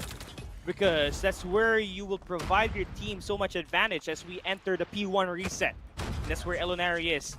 They're taking bigger picture. They've let this team take the last 15 seconds while they set themselves up for success. But the only difference is, Elinari, they're going to have themselves busy on the broken building with Elevate Asano finally able to break through from it. The Storm God and Kendi's War Machine is going to be breaking that P1. And Elinari are all over the place. Elevate now has finally waken up and are on pace to change that lead at the end of this P1. P1 here, 45.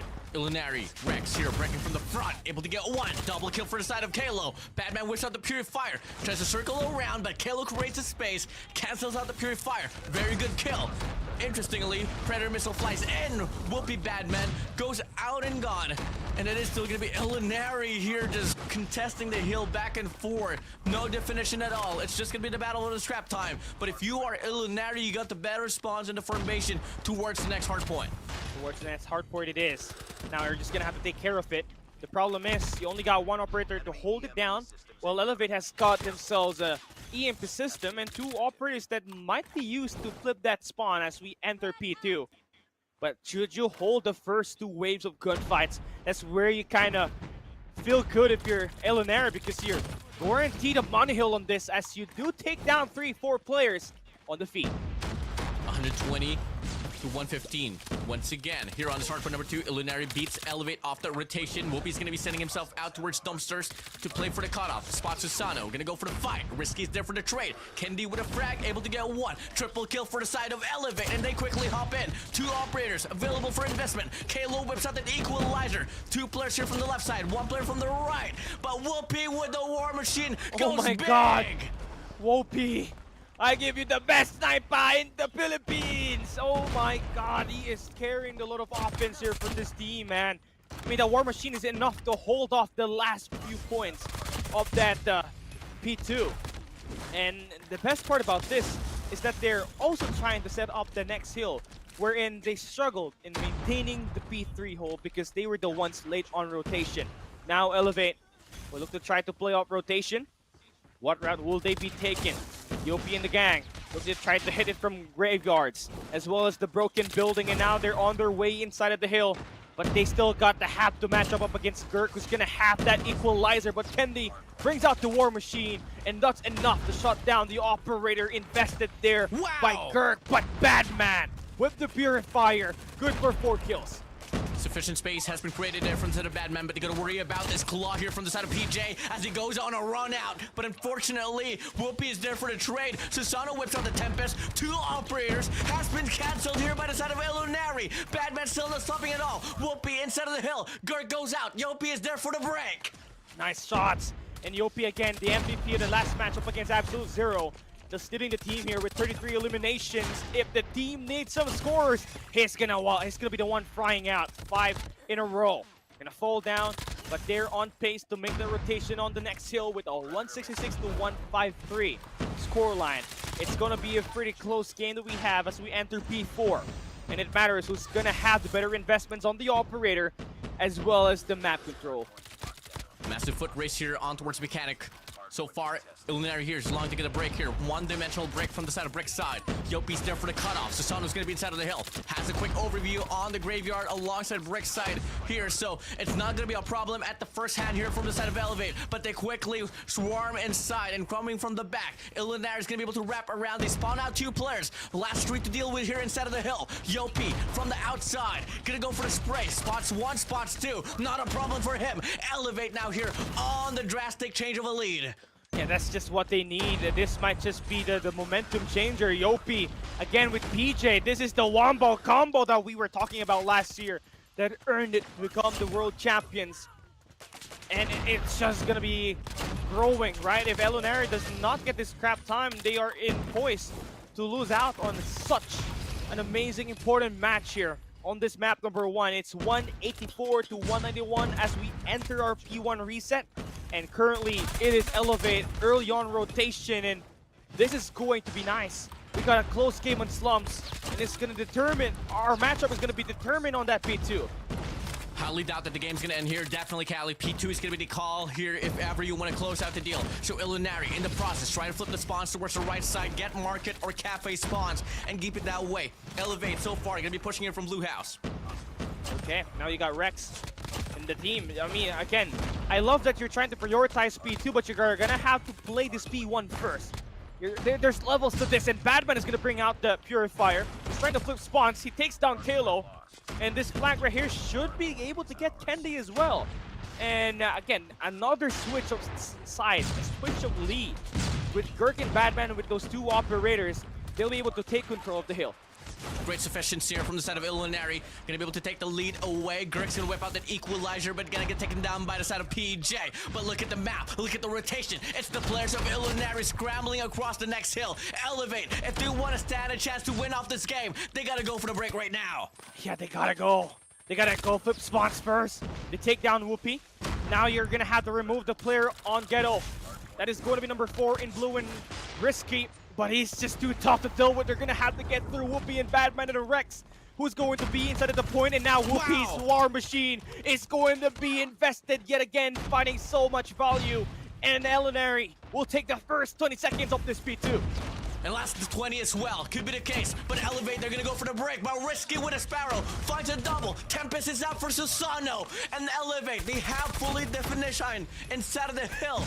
All across the feed, it is all painted in red, painted in yellow. It's the Red Rebellion here, still not backing down. 2 players from the back, 3 players from top side. Illuminari able to get the break once again. Is this the run? Is this the end? 5 players spawning away from Cafe from the side of Elevate, but 2 players gonna be extending from the front here for the side of Illuminari. Heave of contestment, nothing, nowhere. Kendi, can he get it done? The game's not gonna end here, or could it be the case? No, it won't be. The game continues on P3. It just doesn't end. And it's important that Elevate holds this next hill. It's going to determine who's going to be the winner. Elinari only needs 2 more points. Can we see a hold of a lifetime for Elevate? 2024 World Champions are being challenged on Slums. They take down the first wave. PJ brings out the Claw Machine, and that is going to pick out a couple of more pressure on Graveyards, and he takes down Batman as well. This next 12 seconds is going to be huge. PJ with the hold through the front, and he takes down the guy coming through trucks. And Elevate will shut down the second wave and potentially this entire game. Wow. Great place for Elinari, but Elevate prevails, taking the win on this map 1. Talk about the comeback. Wow. All because of this litter of contestment that Kendi was able to do off tunnel side of P2. That extra 2 seconds denied off from the hands of Illuminari, had the better formation on the P3, and they were able to lock it down until the very end. And it's crucial, man. I think it's the first time that we get to see Elevate Buck bring out a different, how do I say it? It's different operators. It's way faster this time. They did not have no Purifier for PJ, neither an Annihilator. He had a Claw, and Susano had himself the Tempest. So that's a nice combination that cycled the operators, but nonetheless, you know, still great game for both ends. I think that might have been the best game we've had in a while. Of slums for sure, bro. Of slums for Yeah. sure. Man, I mean, it's not even Illuminari choking that very game. It was really just that ever so persistent contestment there from the side of Elevate, playing it all scrappy, and fortunately spawns didn't really flip in the midst of the hard point. So P3 was a really free hill for them. But my days, where was this Illuminari in the last 2-3 series that they had on hardpoint? Right? I mean, it's the change of the weapon, I guess, right? Whoopi, different weapon. He had himself a little bit of faster pacing in this game, and they really took over. But when they had that P2 on the first two hard points, on the first two rotations, they did pretty well. But when they had that next P3, right, the third P2, they just could not hold it at all, and Elevate won it. Now, to those who just missed the best action in Garena Masters 8, come take a look at these highlights. We'll be right back.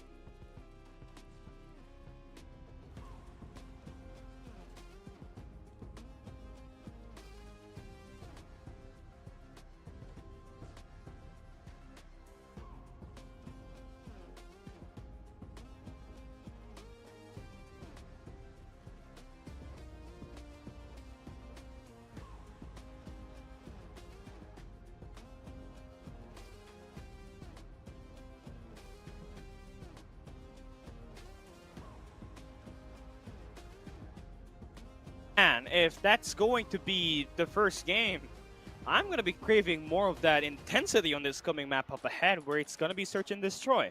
Now, realistically, Elinari is not supposed to win any hardpoint game because statistically, they are the ones at a deficit, right? They are more of a search and destroy team, and they have proven that time and time again, winning up against Stalwart Esports and winning through a reverse sweep, right? A comeback up against Unk a little bit earlier today. So now it's search and destroy, and you get to pick the map. So it's going to be important for you to pick your best map and try to take down Elevate on it, which is totally possible knowing how good this team exactly is in terms of finding the sniper kills and having an AR and an SMG that's really reliable. That is going to be the advantage and the strength that we'll be having for Elinari as they go up against Elevate this coming map ahead.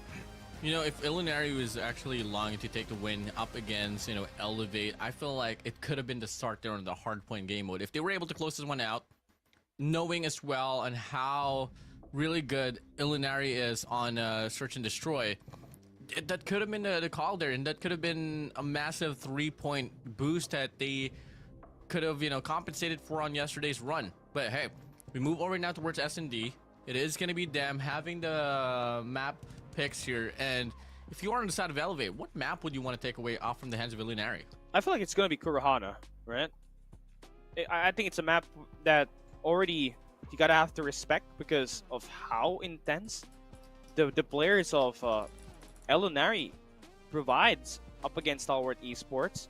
But again, it can be different. They might ban their weakness here, Gordon. Corona and Metropolis, put them away. I feel like for Illuminati to keep it safe, even though yes, you for sure have Whoopi, I think Search and Destroy firing range will be the safe choice here to just put out for the side of Elevate. No, so it could be that, but at the same time, if you take a look at the whole storyline there for, or like the stats for the side of Elevate, how well have they been actually been playing, you know, other maps aside from firing range? And you take a look at the map bans, actually Elevate will take away Coastal, and Illuminati finds the means to put Standoff as well into the ban list. I feel like it's Kurohana is your best map. As much as you can, you just gotta have to play it. I mean, if you 7-1 Stalwart in there, you should be able to go up against Elevate on the map itself.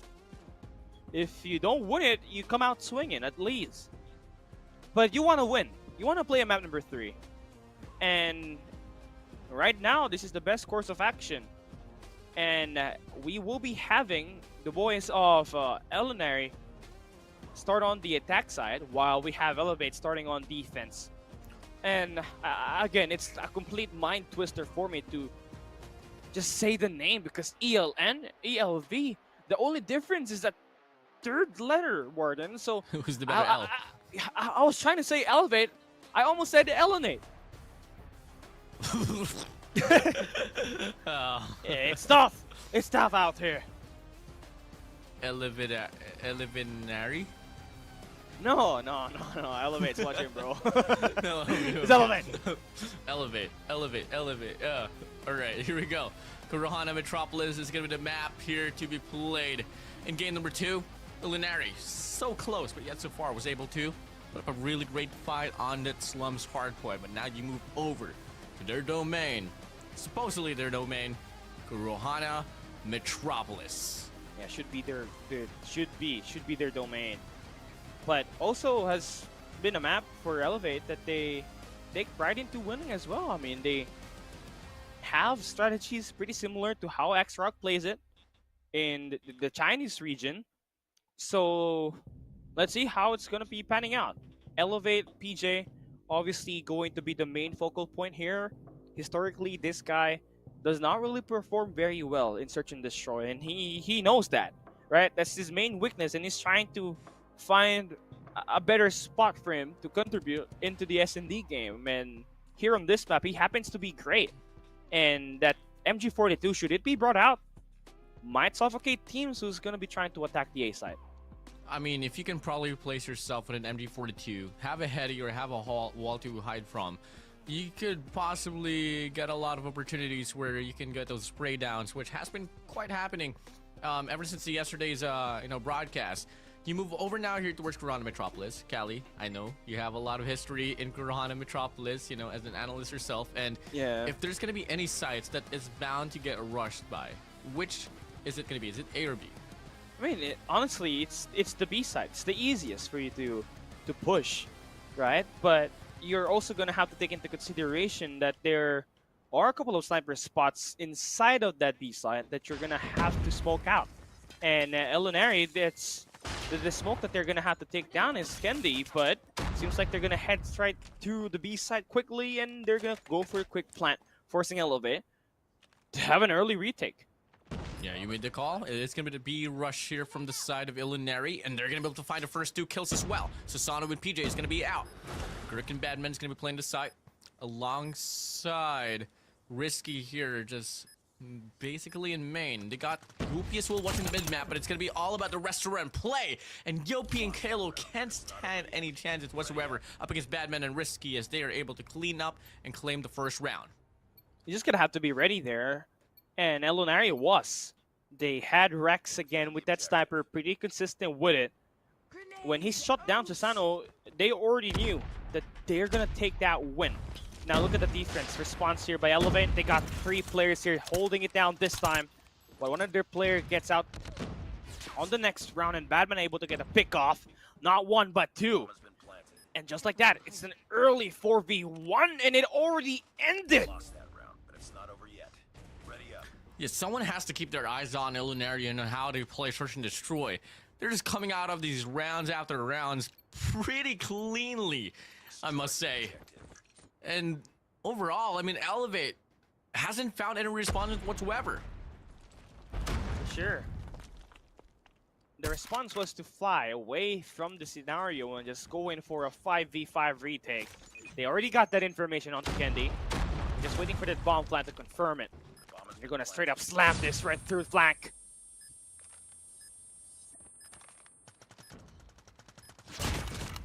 Oh, big shots there from the side of Kendi. Kalo, Yopi in for the show. And it's gonna be Kalo here going for the double spree. Whoopi's now here, all alone. But Susano is able to get the read. And that is gonna be the first round now here from the side of Elevate.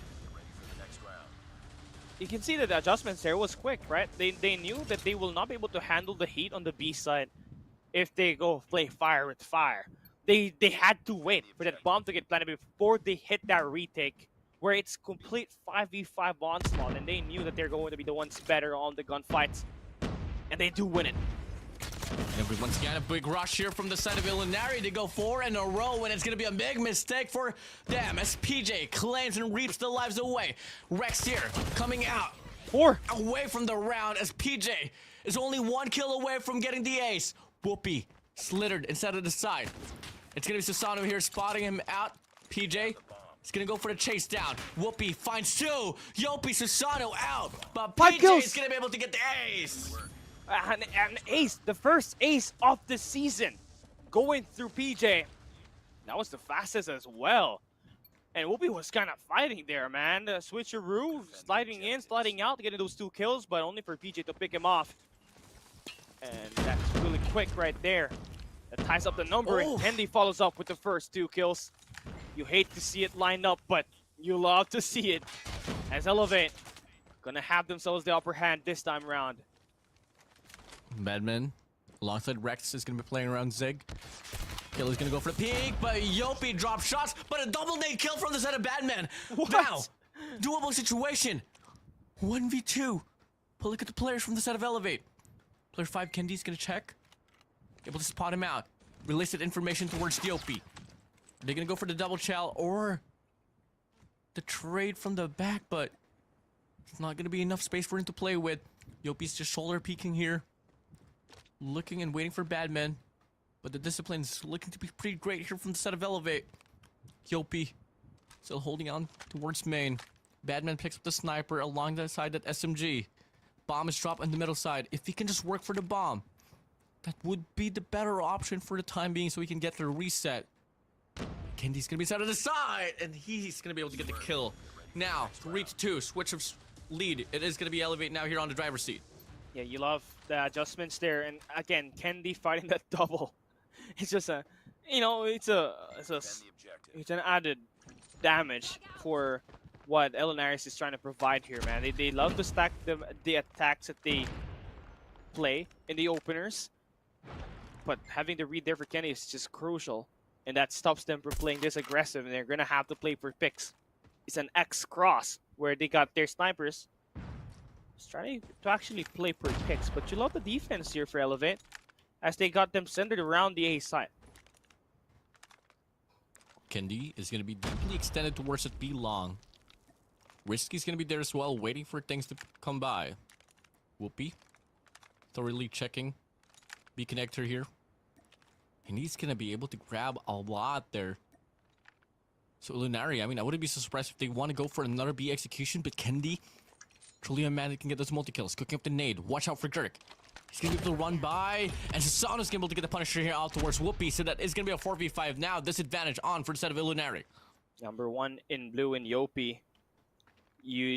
That's a really nasty spot. Rex is going to get in trouble.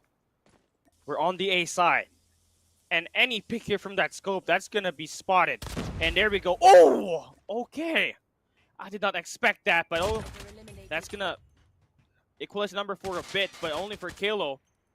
To find the kills, and just like that, they are surrounded. PJ, Stein, and Chow is not going to be successful, but he has the information, and the only other players of Elevate has to do is to clean up house, and Kalo finds the double, getting that win. Yeah, absolute masterclass of a take there from the side of KLO, just knowing that he can just go for the spray and chase him down. You move in with a double round lead from the side of Elevate, but it's now going to be their turn here to play on the offense. Okay, Elinari. Looks like they are aiming for a B-side hit, but a bit too aggressive there for Rex.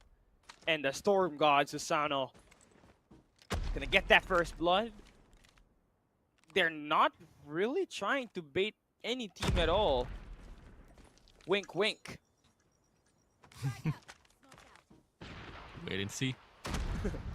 Kendi pushing up. Callie, you're getting me sometimes.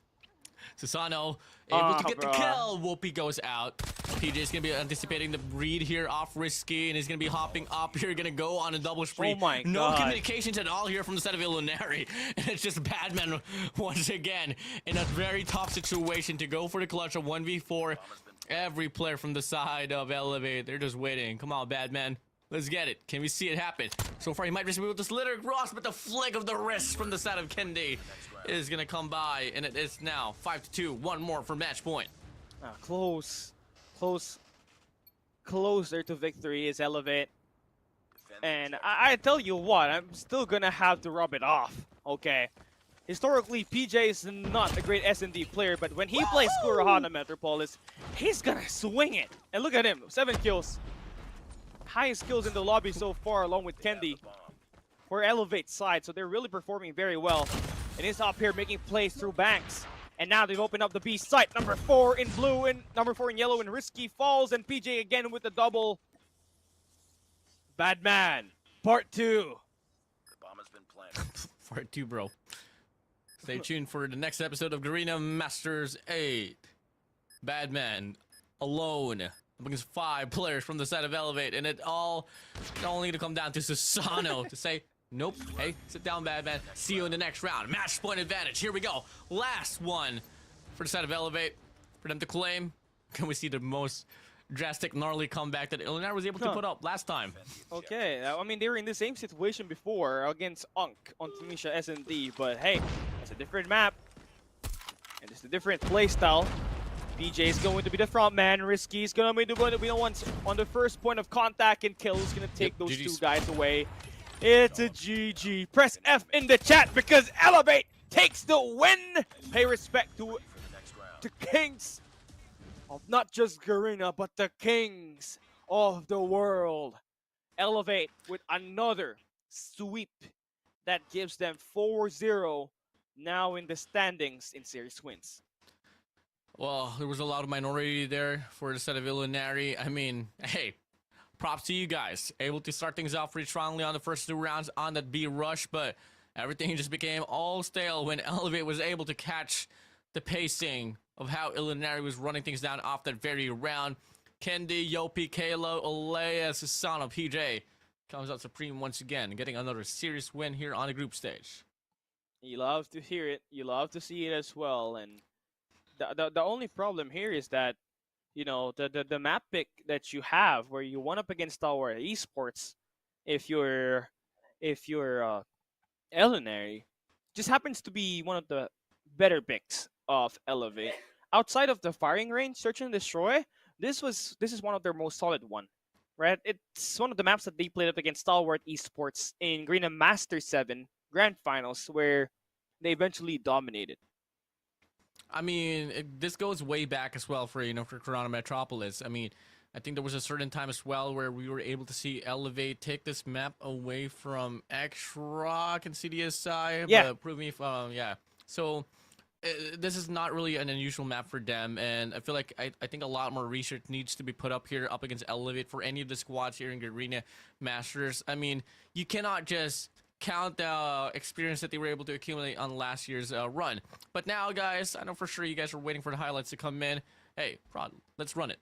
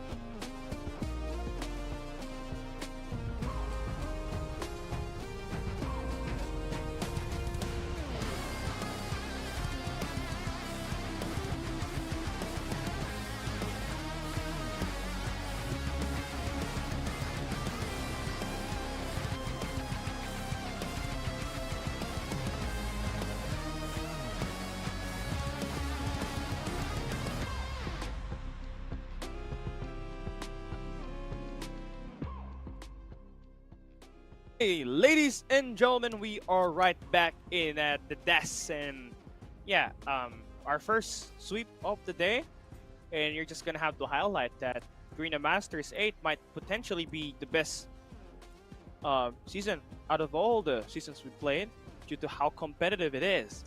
Everybody is not going out, losing through sweeps. They're absolutely fighting against each other, and you also gotta highlight the Mercy Veto here as well, Ward. And this gives the team so much fighting chance to make games close. And yeah, loving the games that we've seen so far on the first 2 days. Funny enough, the composition here that we have for Garena Masters 8 is pretty much a mirror in how it was on Garena Masters 7. I mean, you got Elevate here, you got Stalwart Esports, you have a mixture of players from Smart Omega Esports, TSM known as Absolute Zero now, Dovik and Oblivion, and EA Thanatos, now known as A&M Thanatos, and, well, basically the Unks. The Uncles. The Unks. The Yeah, Uncles. Din, Martiniap. Yes. You know what I'm that team. saying? Yeah, you know what I'm saying? it's just, I still remember to this day how Smart Omega was running the whole show in Garena Master 6 along with Elevate, right? They were sadly taken away from their top 2 position because of the acquirement of AG from the Stalwart Esports roster. It's just untimely, but it is what it is. Now, we got to see Elinari take another L here for the day, so they ended up the day with 0 wins, 2 losses on the series count, but at least they took 1 map to end the day, and that was up against Onks. Just sad to see that they lost to a comeback here on this hardpoint slums against Elevate. They almost had it, but again, experience prevails. Elevate gonna get up with that win, and they steamroll the competition on the S&D, and a quick sweep for this match 4. I mean, valiant efforts there was shown by the side of Whoopi, Badman. They tried to turn it up on the hard point and search and destroy, but the rest, it was pretty chaotic there, especially on that S&D. Hard point, anyone's ball game. I felt like by heart, honestly, Callie, it was a game won by Illuminary for me, all because of my high expectations already from the side of Elevate. Illuminary, for them to be able to put up that type of game, up against Elevate, especially basing it off from the last few runs on Hardpoint. It hasn't been the greatest, but all of a sudden they wanted to turn kings. They wanted to be, the next runners for Hardpoint, but clearly at the end, it didn't really happen. Yeah, they still got a lot of learning to do. And yeah, that's our 4th game of the day. Elevate once again going undefeated here in day 2, and that will wrap up their series for tonight. We got one more game up ahead, and this is going to be a banger. Number 3 in the current standing, Absolute Zero, going up against the number 2 in Stalwart Esports right after this break.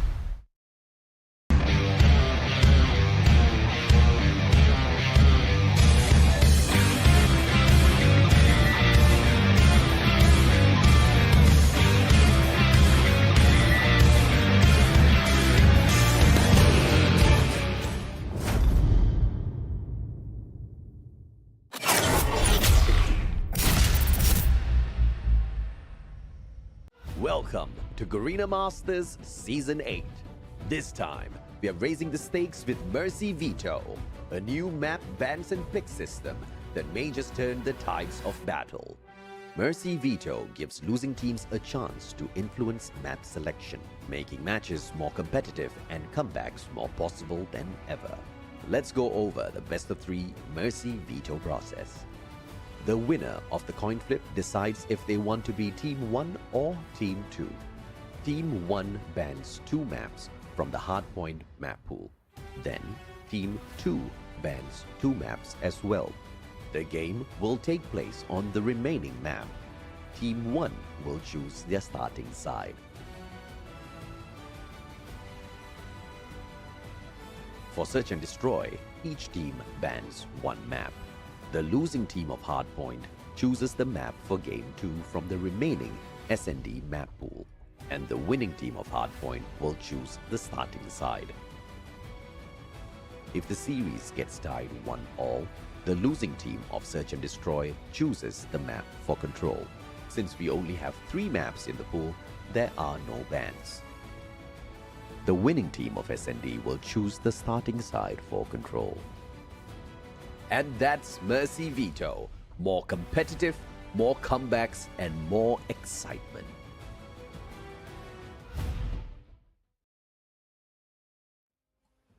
It is the last series for tonight, and it is going to be Absolute Zero up against the one and only Stalwart Esports. Ladies and gentlemen, this is not just about the teams battling things out. It's a brotherly, tussle here between AG and Jibby. Yeah. And we saw the boyfriend and the girlfriend matchup yesterday, Kalo and Aurora, on Kurhan and Metropolis, and that might have played a factor why Kalo was not performing very well earlier today. Yep. He slept outside, not in the couch. Aurora said outside. I feel bad for Kalo, but it is what it is, man.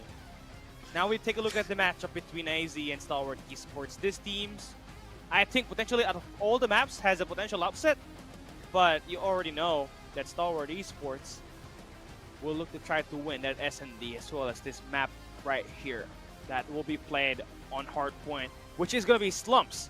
So Wow. I don't know who's going to be picking the map, but one thing more than likely, we are guaranteed a banger here. I mean, Absolute Zero was able to win their hardpoint game against Elevate earlier. Yes, it was an Apocalypse. Yes, this is a different map, but I feel like their team composition here on hardpoint has been so promising here. But let's come and get it. Start Esports. Let's see what can they offer now as we move inside of the game. All eyes on Jibby. All eyes on AG. I feel like this is going to be the first time that we're going to be seeing them go against each other on the stage here, Cali.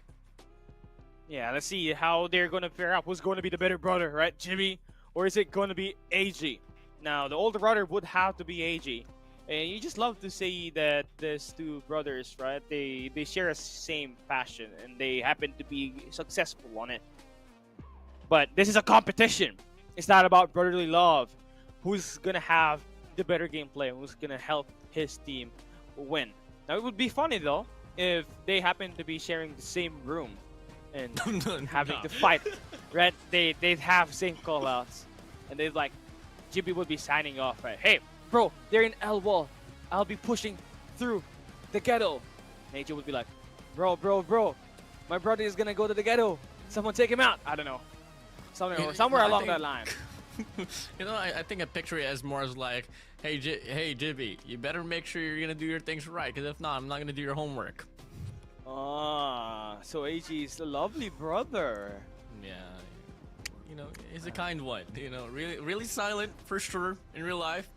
Same goes for Jibby, honestly. I mean, you know, we were actually able to witness Absolute Zero in one of the local tournaments here. I think that happened in Das Marinas Cavite. And one thing about Absolute Zero, Jibby is there, you know, just sitting around the corner, observing the players out. And, you know, you cannot like this kid. I mean, come again, I was able to work with him for like at least 2 months in COD Ragnarok. And I was really devastated, but I knew for sure that, you know, he deserves to fly out there with AZ and, you know, make his old Garena Masters dream come true, and how much more as well with supposedly the number 3 team in the competition for Call of Duty Mobile. Now here up against STE and Slums Hardpoint. Let's see who's going to be the winner of the final match between the brothers.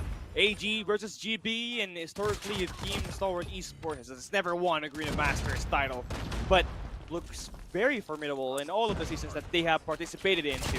Now, Absolute Zero starting off slow as they get cleaned up.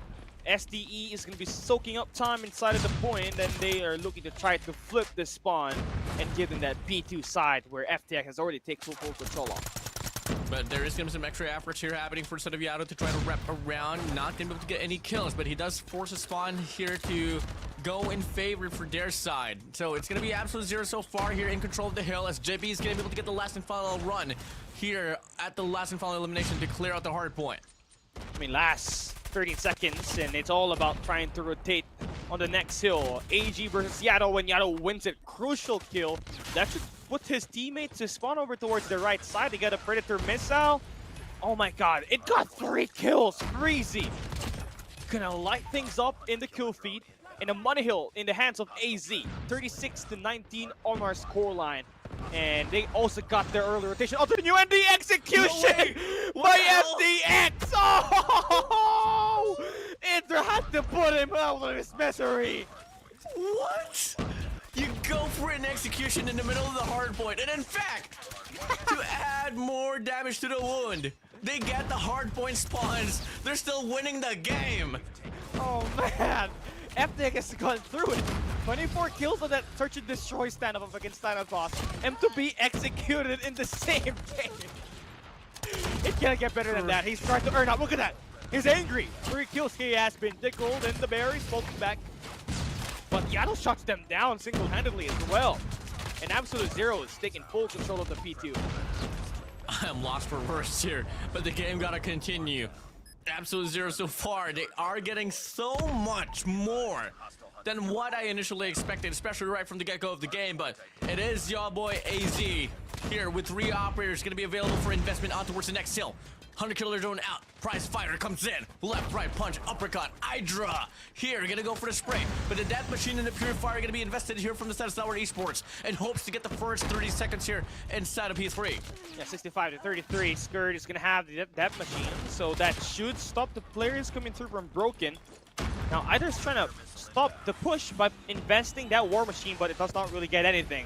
And they are gonna get cut down in the first wave, and they are sent right back towards spawns. Big kills here from the side of Scourge. Rage now here whipping out the Sparrow. No one's going to be flanking all around. Should be able to go forward to push on towards Graves, but it's going to be Clove. Just being such a nuisance here with an equalizer. Should be able to get 2 more, but JB shuts him down. But in a moment of time now, we do get to see Stalwart Esports now here going to be on the lead. Okay, that's it, right? That's all it takes. Just one Monohill, and Stalwart Esports are right back inside the game, and in fact, even better position as they do have deep. So they're going to be closer towards the next hill, and they'll be able to resupply as fast as they can. Jibby, equalizer, coming in. Not really a lot of definition here inside of this game, not just yet. There's going to be a split happening here from the side of Stalwart Esports. 1 player from the brick side, 2 players from the graveyards. They're pushing up. They are going to be able to get the break, but Jibby is still on with an equalizer, but FDX shuts him down. Stalwart Esports on the drive. Okay, it is it's just back and forth, right? But again, better hold on to the one towards this P4. Now, Hydra, he's been struggling. I mean, only 9 kills. It's gonna have to wake up. The Megalodon is not really looking pretty good for MSTE, and the crew are slowly trying to change the pace and put themselves in favor of this matchup on this P4 and P3 hole that they did. The chain definitely paid off. They'll be the ones taking the scrap time as well as we look into having absolute 0 setting up for next. Now it is going to be the players from AZ here reverberating around the next hard point. It's going to be a double man push here from the side of Stalwart Esports down blue on double D. But 3 players from the side of AZ does get the call, and they're going to be reinforcing the very side of the map. But the rest of the players now here from the side of Stalwart Esports here pushing up inside of the hill. AG circling around brick side. Player 5, Clove here up inside of the hill. And it is going to be AZ so far on the back foot as Stalwart Esports going to be claiming from kills from left and right. Yeah, 50 kills. I think it could be possible here for FDX. He's got 28 already. The man is on a mission to put this team on his back. He must have worked out his shoulders and his back yesterday because he's been literally putting his team afloat on this matchup. 78 to 127 as we take a look at that amazing replay. That was Intro taking down FDX, and for sure he had to be pissed off after getting that execution because he is now taking the lead, man. Look at that, 33 kills for FDX after getting executed. That honestly was the best instant replay that I have ever witnessed in my COD career as a Cowcaster, for sure. I love that a lot. In a hardpoint game, once in a lifetime for sure. Now, going back inside, it is going to be AZ here on the back foot once again, but player 5, Hydra, has slithered by, but it's going to be AG catching him off guard, but Hydra still gets the flick. And it is the players of AZ here getting solo definition down the parking lot. Oh, it's a flip. Beautiful flitter for either the spray transfer, and Freezy now be able to expand out of his way to take down a couple of players right through middle of the map, but he's gonna fall and another potential spawn gonna be flipped there. 97 to 141. Slowly and surely we are seeing Stalwart Esports run away with it, but you're gonna have some times where you're gonna have absolute 0 inside of the hill, but only for a few moments to contest. 150 to 97. AZ here. Once again, able to get the clear out here from the side of Stalwart Esports. Jimmy's gonna be extending here with an equalizer, but Big Brother shuts him down to the ground. Sit in the corner, Jimmy. AG is here, but the players of AZ backs up Jimmy, and they are able to claim the remaining scrap time off the very game. Yeah, now P3 comes up next. This is a Monohill for Stalwart Esports on the first hardcore rotation. So where are you going to try to take the hit? Are you going to straight run through the point, or are you going to try to flip the spawn before you take the hit? Right now, you are currently in a position where you have the better spawns for this next coming hill, but you're going to have to take down Clove, who is playing his fountains very well, and he takes down Hydra to find a double. And they're going to be maintaining the hold inside of the point. And it does look like the momentum is now in favor for Stalwart Esports, and they are running away with the points and are closer to victory. Yeah, 118 to 170 here, Stalwart Esports. Still going to be on the lead, but if you take a look at the way that Absolute Zero is going to be able to play inside of this hard point, they do have this one pretty much stacked up. But Skirt gone rogue inside of the laundry room.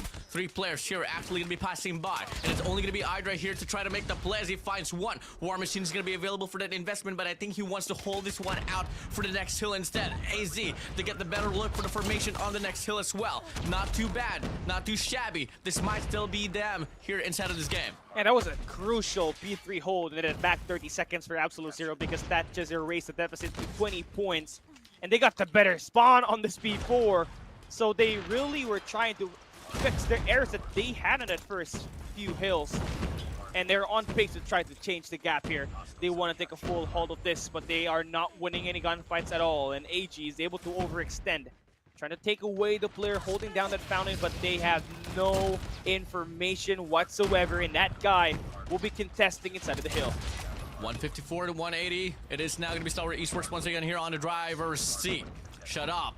Inside. Here, prolonging the War Machine alongside the Death Machine as well. Idra's going to be scrolling around off that wall with an Odin like an SMG. Able to get one here caught up.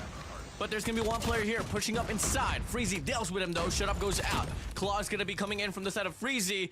And they're going to be able to clear out the remaining time here off this hard point. It's now going to be Stalwart Esports here settling for the next hard point. Oh my god, this is another close game that we had earlier. We had Elevate coming back 250 to 248 on the same map. And we got 2 guys crazy with the shots. FDX and Freezy, both with 41 kills as we enter P1 reset. And the brothers, we try to compare stats. GB has 23, AG has 22. It's the little brother doing a little bit better in terms of the individual gunfights. But what matters at the end of the day is you take the win on this map and rage. Raging through, finding the 4-piece chicken nuggets. And AZ will be able to break inside of the hill and get more points and contest in this B1. It's crazy how many games we have seen on Summit Hardpoint where everything just went down to the wire here. 190 to 195. Who has the better look on the next hardpoint? It is going to be Absolute Zero, but there's plenty of time to play with here, still inside of the hill. So far, Stalwart Esports getting the clearance up and within. Player 4 from the side of Shut Up. SDE, he does go down, but they are going to be on the trail at the back foot in regards to the rotation for the next hardpoint. I mean, number 5 in Blue Hydra had himself a rotation on the P2 already, but look at where his teammates are spawning. They are on P3, so it takes a while to get by. But you do have a potential money hill here should you stop the push coming through from SDE around the back. Now, Clove is going to fall down, Rage with the beautiful operator pull, and that is going to stop the attack for the moment. But it's still going to be 50-50. You're just going to have to check every corner as you can, because this hard point right here will determine who's going to take the win in P3. Oh, a really good diversion of attention there from the side of Shut Up. Not going to be able to get the break of the hill, but oh no, never mind. Inside, Rage sustains. And it is going to be Yaru as well, putting himself into the mixture. In fact, the rest of the squad from the side of Absolute Zero, they're in it for the mix. Hydra with the War Machine, canceled out. Shut Up goes out. And it is still going to be Absolute Zero here, holding things away. Soon enough, might be able to change the tides of the game and maybe take back the lead. Oh, smokes are just there to hopefully get this contest. AZ, despite having the early rotation, they could not really get a lot of points on that hill, but whatever, it doesn't matter. They still have that lead and they're still closer to victory. Stalwart Esports needs a good hold on this. AG needs to win this fight up against his brother, but he falls. And that is going to soften up the defense on P3. AZ taking their time to try to take that hit. They've already flipped the spawn. They only got 1 player to deal with on the point, but Clove brings out the equalizer. Good for 2 eliminations. And Absolute Zero, they're everywhere. And they gotta win fights. Number 3 in Rage through the flank, wins 1 gunfight, but Stalwart Esports holds the fort in P3. Turn it around, Stalwart Esports. They still got a Death Machine here to run this one down here on this mid lane. Spraying down, Skirt inside. Has 2 opportunities, can't find a shot to connect. But it's gonna be the rest of the players from Stalwart Esports here, rocking things down. The Freddy flash through, the bullet's up in the air. Freezy from the back, looking to be the last glimmer of hope, but it's gonna be SDE here, clearing them away. Yano, Jibby, out with their operator. my God. Gravity Vortex, Equalizer come in, and it's gonna be the players of Stalwart Esports here washed away. I cannot lose all of these points. That's only 2 points for STE to win. Absolute zero. Beautiful, crucial pull on their operator to stay alive and force another hardpoint to rotate to. Now they got the better spawn. They have unlimited reinforcements, but STE are the ones inside of the point. They gotta go in there quick, but they all fall down. Stalwart Esports survives the onslaught from Absolute Zero to take away map number 1. Such a curveball of a map here, Cali. Such a curveball. We've seen it. Illinari, Elevate, Absolute Zero, Stalwart Esports having the fight of their lives here in this hardpoint slums. Yeah, I mean, this day, sweaty. What day is it? It's a Wednesday. It's a sweaty Wednesday. Stalwart Esports gonna have to take that W with the help of the plays from FDX, who have 50 kills on this game. Guy is a walking nightmare. When he holds that gun in front of your face, you're obviously gonna have to play the next round, or you're gonna have to respawn back again. Nice hold there for AZ on that P3, but a little bit too much over investment that they could not have any operators to cycle in onto P4 to get that win. Thus, Stalwart Esports ending up with the early rotation and winning with their sheer gunfights at the end with only 2 points to claim. You did say, Callie, it's a Wednesday right now, but only 2 minutes from now, it's going to be a Thursday. Huge shout out to everyone that is watching the broadcast. We know that, the stream is a bit prolonged than the usual coming from yesterday's run, but definitely the actions, the players, they're showing that they still have the sustainability, the endurance to show how much beauty this COD competition has to offer here, Callie. And, I mean, now the question remains. Do you think it's going to be the same way here on this Search and Destroy? I mean, if it's Stalwart Esports, I feel like they should be able to win an S&D now. With the way FDX is playing Warden, all they just have to do is ride through by making him make all the plays, and you just support him, right? He's going to be the playmaker on this team for today, and you're going to have to respect that if you are a teammate of FDX as you enter that S&D map. Yep. Well, S&D, if only AG can actually be that S&D specialist that we have been so used to seeing, man, so solid team here for Search and Destroy for sure, here for the set of Stalwart Esports. But for the set of Absolute Zero, I mean, you take a look at this. They did take that L earlier on the Search and Destroy, but I guess the question is just going to persist now. What kind of map are you going to be forcing here? I mean, if you're on the side of Absolute Zero, knowing for sure that you're up against Stalwart Esports, Cali, what map would you want to play? I feel like you're going to have to play Tunisia S&D. I feel like that's going to be the best map. I feel like Kurahana Metropolis is going to be banned for the moment by Stalwart Esports. So you work with what you have, because AZ lost the first map. They get to pick the map number 2. So basically, they'll pick through their strong map, not their weakness. I feel like that's how you're going to be able to win up against Stalwart Esports. I mean, just by probably basing off from their momentum here. Actually, you know what? I'm kind of uncertain. It's like a matter of just leaving this one down to what's going to be the map that they're going to be feeling, and that that's some way the beauty of the Mercy veto system that we have here for this Garena Masters 8 is that you only get to see one ban each off that Search and Destroy. Not going to be 2 out of 2 because we want to leave 3 maps to be out in the open for picks for any of the losers on the game number 1. So, and once you move over towards the control, there's not going to be any bans at all. But hey guys, there's still going to be some highlights here that you guys don't want to miss out. So hey, once again, let's run it.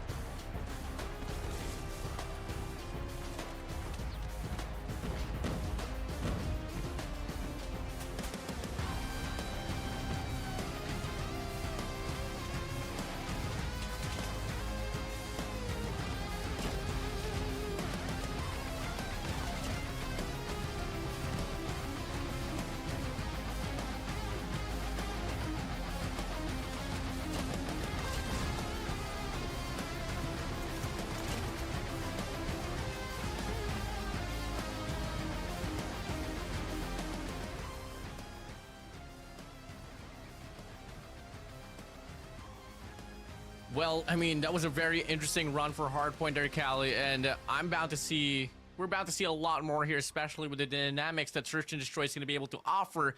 So hands down, I can't wait to see it. I know for sure you are pretty excited as well, and I know you guys at the back end are pretty much hyped up. This is a very heavy series for me, Cali. It is our esports in Absolute Zero once again. I mean, this is a game that we expect to go to a map number 3, but the chances of this going to end up as a 2-0 is pretty much high, knowing that Stalwart Esports has had a great fight in him at map number 1. Yes, you could say that it is going to be a close game, but they still won it. So after losing a close game like that, if you're Absolute Zero, that might have played up to your mental. So it is crucial for you to strike aggressively for Stalwart Esports as you head into that map number 2. I mean, we take a look at the bans here from the side of Absolute Zero. And mine's the correction, if I'm not mistaken. It should be, it is a standoff ban. For the set of Stalwart Esports, that will be a Garena Metropolis, leaving firing range Tunisia out in the open, and Coastal, which looking like it is going to be a Tunisia pick here from the side of Absolute Zero.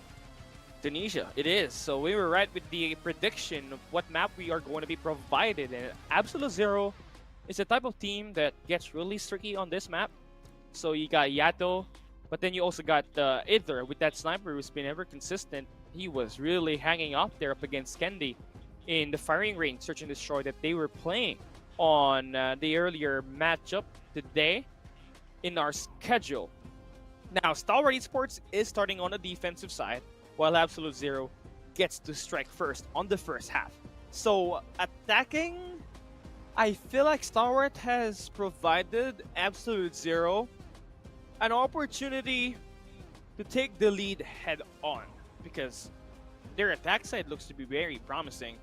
Allocating this though, you're gonna have to slow things down because your mental game's not gonna be 100% after losing a close game like that if you're Absolute Zero. So this might be the best time for Stalwart Esports to pick them up by holding down power positions. I mean, I feel like this is going to be a mindset as well where let's just give them their best side right from the first half. So there's not going to be any shifts of momentum later on as well. I mean, I feel like Stalwart Esports is a prominently better squad as well on defense rather than offense. All because of how well they can, play around those crossfires. But hey, let's come and get it. We don't got to keep questioning anymore. The game's about to start. Here we go. First game. Second game at least on Search and Destroy. But the first round will be happening now, and it's going to be Aja finding the first blood. Oh, wrong read here for Stalwart. They tried to take a pick of that A side, and now they are getting pummeled down. 2 bloods down. Freezy trying to ice up FDX. Mr. 24K on the S&D game up against Thanatos. And Hydra picking him apart. Hello, Tito Hydra. This is not you. You're supposed to hold down positions. You're not supposed to slide in like that. Yeah, I mean, or else your fingers is gonna freeze up. I tell you that. I'm sorry. I'm sorry, Tito Hydra. I did not mean to say that. Are you trying to send Hydra to Unk? Oh, he's already an Unk. I'm sorry, but he's already an Unk. We love you, Hydra. Back we in love the game. You're the best. Double man push Number here on the 3. mid map. Look at this. Looking around. Rage gonna be missing the shots. AG is there for the shutdown. FDX finds one as well off Yato, but Freezy's gonna be lurking, missing, and praying. Hopefully takes down FDX, but AG's still gonna be on her side, on pot. But he is gonna be falling back here just a little bit. There's plenty of 1v1 isolation, but look at how Freezy is littered towards the enemy lines. Should be able to get an easy kill off Clove. Oh, pistol kill there for Clove. Shut up. Oh, he loses the pistol battle. And opening up the enemy position, you have gotten yourself a way out with AG taking that kill, but you still help your team put that bomb and carry it over towards the B side, and Jibby continues to slay with that PDW. Not a problem for Jibby, but he's going to be too much out in the open, and Hydra is going to be too far to get the trade. Now, it's all going to come down to Skirt to play the mind games. But looking like he's not going to go for the wraparound, maybe not. He does push towards a connector. Bomb's gonna get picked up. Skurd knows what's up. The timing fits to the favor of Hydra. And that's gonna be 2-0 already for the stat of AZ. Oh man, Stalwart Esports would have what happened, right? What happened during the offseason? How is this team struggling on S&D? I know historically you guys are known to struggle on it, but you were... I know for sure they... months, bro. Warden, I know for sure they put up much more fight than this. Mm-hmm. Yeah, I mean, it might be the change of the system that they're not able to adapt to, but hey, it could be a start of a narrative to be changed as the God Nade connects for the side of Shut Up. He's on fire right now. 2 pieces to his name. Pushing up now. It is going to be Rage here on top yellow. Freezy gone rogue here below tunnel side. He is going to find FDX out. Pushing back. Rage takes down Shut Up. Now it's a 2v3 situation. Still very doable for the side of Absolute Zero. Oh my god. Oh my god. Chill! It's a 1v2 now. Rage. 1v2. All eyes on you. Bomb is going to be in his hands. Picking up the sniper. Going to be pushing for the B side. Not really the best of choice for him. Oh my god. He's going to try to wrap around, maybe. He does go for A instead. I don't know what Rage is doing, but he's on a journey around the map of Tunisia, giving us a tour. Well, I'd love a tour. It's free as Beautiful well. place. I'd take it. If it's free, I'd take it. Would you be comfortable going around in a map that has nuclear signs all over the place? Yes. I'm open-minded. Bomb has been planted. Now he has planted a bomb. Let's see what the former Iceman could do. This guy is known to clutch things up. I don't like where this is going. He's gonna face the team head on. Bring in the Garena Masters 3 Rage that we are also used to seeing, but never mind. It doesn't fit to his favor. I thought that we were bound to relive the memories of GM3, Yeah, bro. but I thought it was going to be back shots, bro. But hey, it's not gonna be. That's not gonna be happening. AG still. They found the timing. If only either was routing around B before heading into the garden, that could have been a backstab. Defend the it could have been, objectives. The enemy but has the bomb. it was unfortunately missed time there from the side of Rage. Now you move in now towards the next round. Absolute Zero. Here, looking to go for a heavy mid surge with player 4 and player 3. That is going to be Rage and Freezy here going away. Freezy stays alive for the time being, but no trades at all for Rage. Hydra with a sniper, spot Shut Up out. You don't want to challenge that, not just yet. FDX though finds Freezy gone. And that is going to be an early 3v5 here, favoring the players from the side of Stalwart Esports. Hydra is now trying to get a hold of that connector, but nobody's really picking. So maybe it's time for Yada to wake up. He's had it slow on the first 3 rounds, still with nothing. And Shut Up might have smelled that smelly foot right there. I know you're there. Just pick one tiny pixel. Oh! They're trying to hit their shots, but unfortunately their timing is unreal. Trades after trades. Yada with the sniper. JB. 2 prodigies in line. Can we see it? Yada goes out. JB here. Coming in with a sniper. Truly one of the best out there at his age range. But he is going to be up against 3 veterans of the competition now.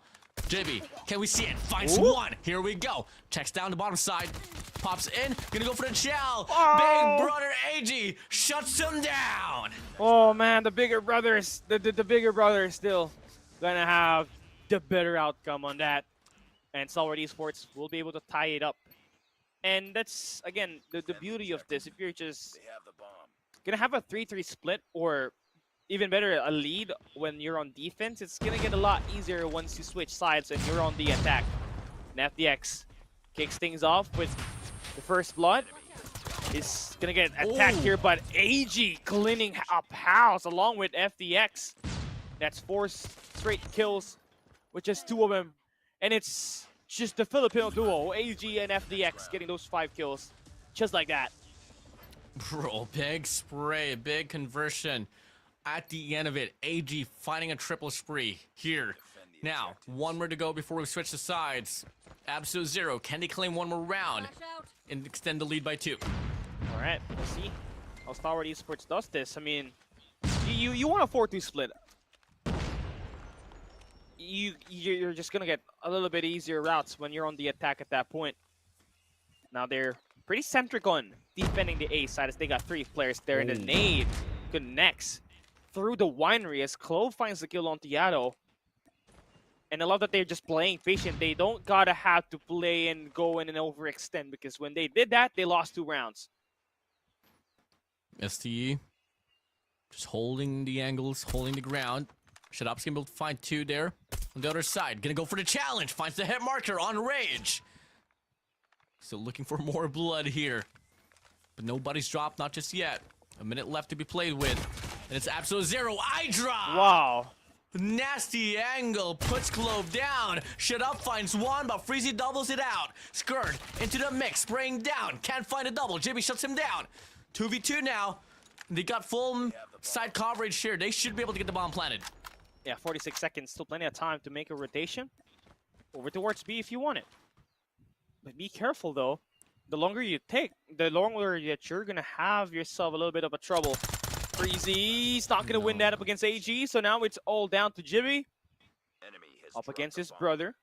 They're trying to sniff each other out. Where are you, my brother? Hello there! Another 1v1 and AG still wins it! It's 2-0 now for the bigger brother. You gotta learn. You gotta learn, Jibby. He had the first initial shots, but it didn't matter. Enemy has the bomb. Now you move on to the next round. A lot of memories go back here for me and Jibby back in Ragnarok, but hey, we get to see so far Jibby gonna be able to get the first kill. Shut up. Able to get the trade inside of the smoke. Freezy goes out. Yato from the back with a sniper. Able to get the scope to connect. But he does fall away. It is now going to be a 3v3, and it's going to be a big stack here towards the Ram side. Rage leading the play. Checks to the left. Clove's going to be there. Finds one, expecting a reach out from the front, but unfortunately can't get the shot to connect. The second will, though, and from the top, FDX one dives in the middle of the air. Puts a bullet to the face of Absolute Zero. Yes, there we go. They finally picked up their face and potentially getting their first S&D win. Destroy the objective. Bomb acquired. And this one on a high note. That's the call here for the side of Stalwart Esports. Take your time. Hydra, gonna be alone on the B side. Oh, Finds the man. shot with First FDX. blood. First blood. Reaper right here is Aitra. His teammates just gotta go fast. He's outmanned. He's outplanned, and he's gonna get taken down by a nade. Freezy on the mid map, able to get one down.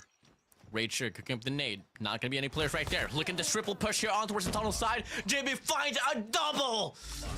AZ, they stay alive, avoiding that possible match point advantage here from the side of Stalwart Esports. We got a lot of comeback to do, man. Before we even talk about comeback, they gotta tie it up first Defend the objective. while they are on the The defense. enemy has the bomb. Crucial shot though there by Jibby. He finally took a kill up against his brother AG. It's 2 wins, 1 loss. Still in favor for AG, I guess. But you're gonna have to win this through. Hydra. Oh, almost another first blood. Drawn on the B side, but you do have Rage actually falling short. But Hydra's still gonna be able Wow. to get the shot, man. Look at this guy right here. He owns the B domain. Inspirational. Hydra making the players of Stalwart Esports fall back now here on his A side. But look at this triple man setup.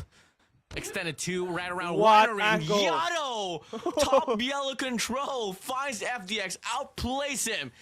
And it's going to be SDA here.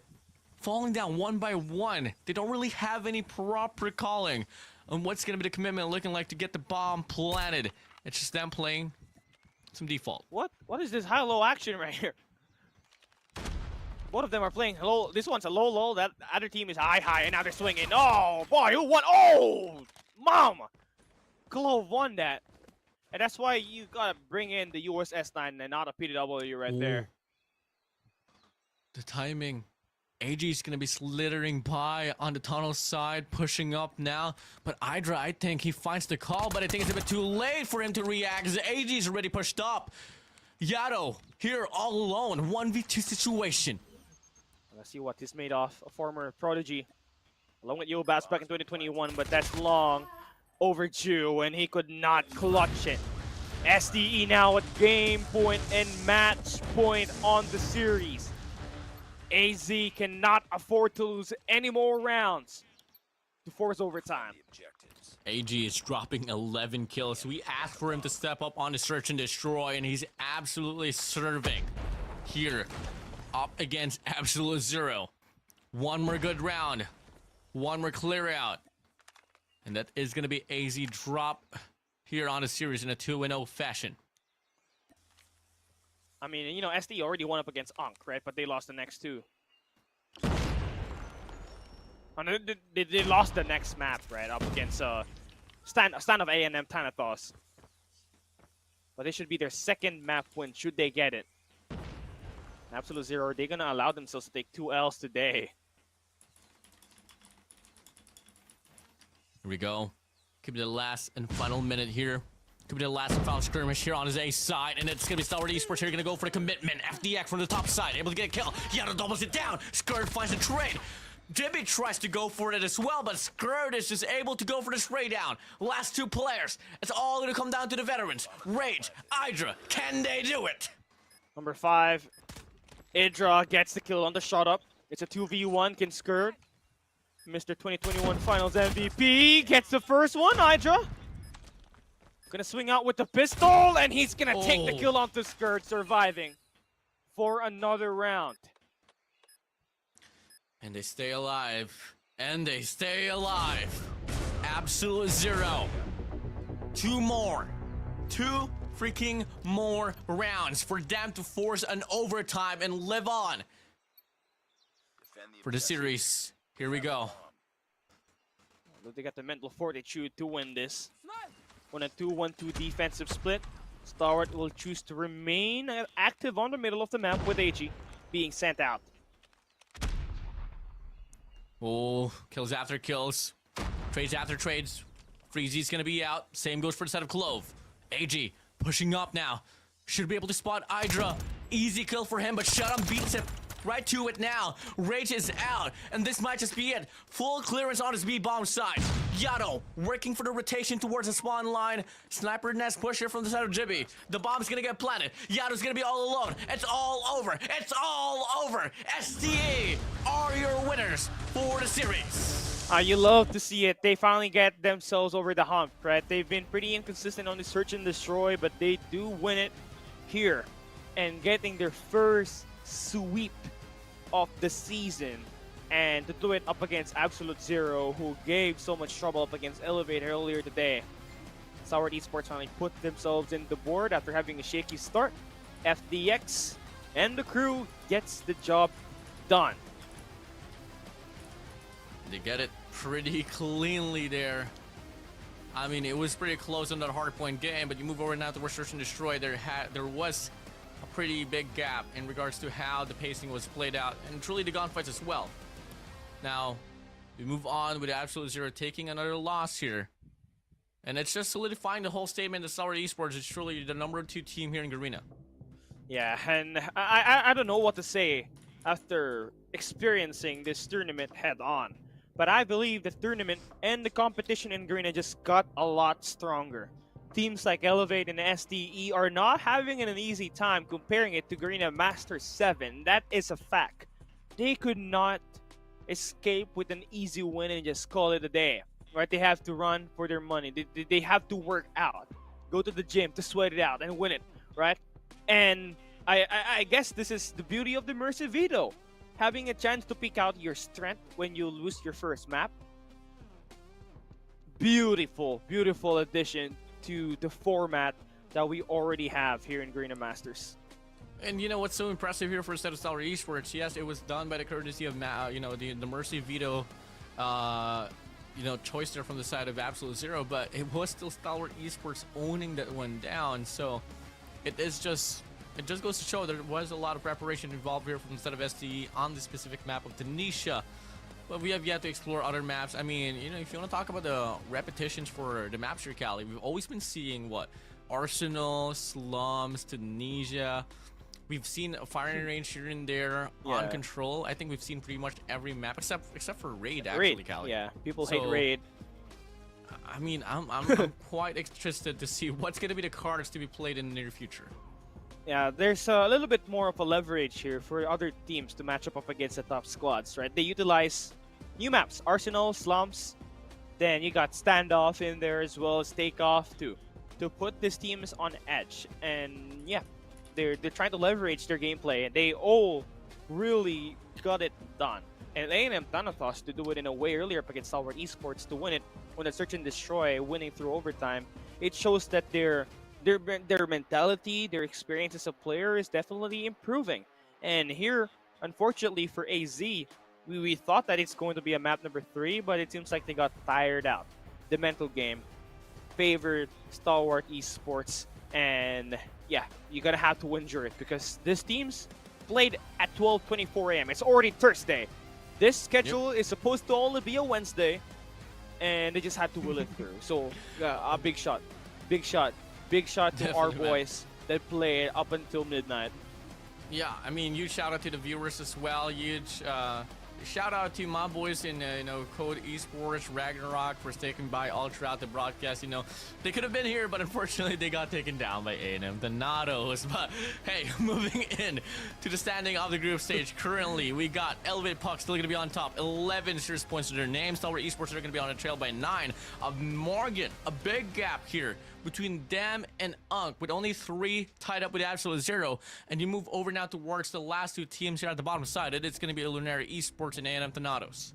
Yeah, Elevate Puck still remaining undefeated, but they did have a chink on their armor as they lost that Apocalypse Hardpoint against Absolute Zero here today. So expect this to change again tomorrow and on the grueling next 4 days of action on the group stage remaining. And yep, we got a new caster actually going on board tomorrow, so I'm looking forward to how she will do on her first day. Yep. Word is her. So you guys. Word is her, guys. Yeah. You guys gotta prepare. She's amazing, by the way. She is a caster for COD in the community scene for so long. For the longest time. Just did not have an opportunity to cast in the major stage, but now she does. So it will be amazing, Warden. Yeah, I mean, she got a plethora of days here in this Garena Masters 8, and I can't wait for her debut tomorrow. We'll find out who's going to be working with her later on as well. But for the time being, guys, this is a prolonged broadcast already. You all deserve some rest. The player does as well in the production and the casters. It is I, Ward, and Callie setting up for tonight. Still, see you tomorrow for Garena Masters 8. Good night, everyone. See ya. The better side, they are taking it over, but they gotta have it. You know, it will only be the mid king that will be striking here so far. Now it's gonna be Candlewick's definition remains to be the same. This is gonna be the hardest hole, the hardest fight that you gotta put up. You're gonna be able to find a break here up inside of the hill, and the rest of the candies, they're themselves in the mixture. War Machine will be available for investment. Kilo wants up the equalizer, and it is gonna be Elevate still. Just to make sure that the contest is going to be felt. AZ, just a close step closer to victory. They can end it on this. A close step closer to victory. They can end it on this V1. Should Elevate will not contest. They extend and prolong this game towards hardware number 2. But if you take a look at the map, the game's pretty much stopped. It is going to be AZ rotating that towards Here this time, where Hyper is holding.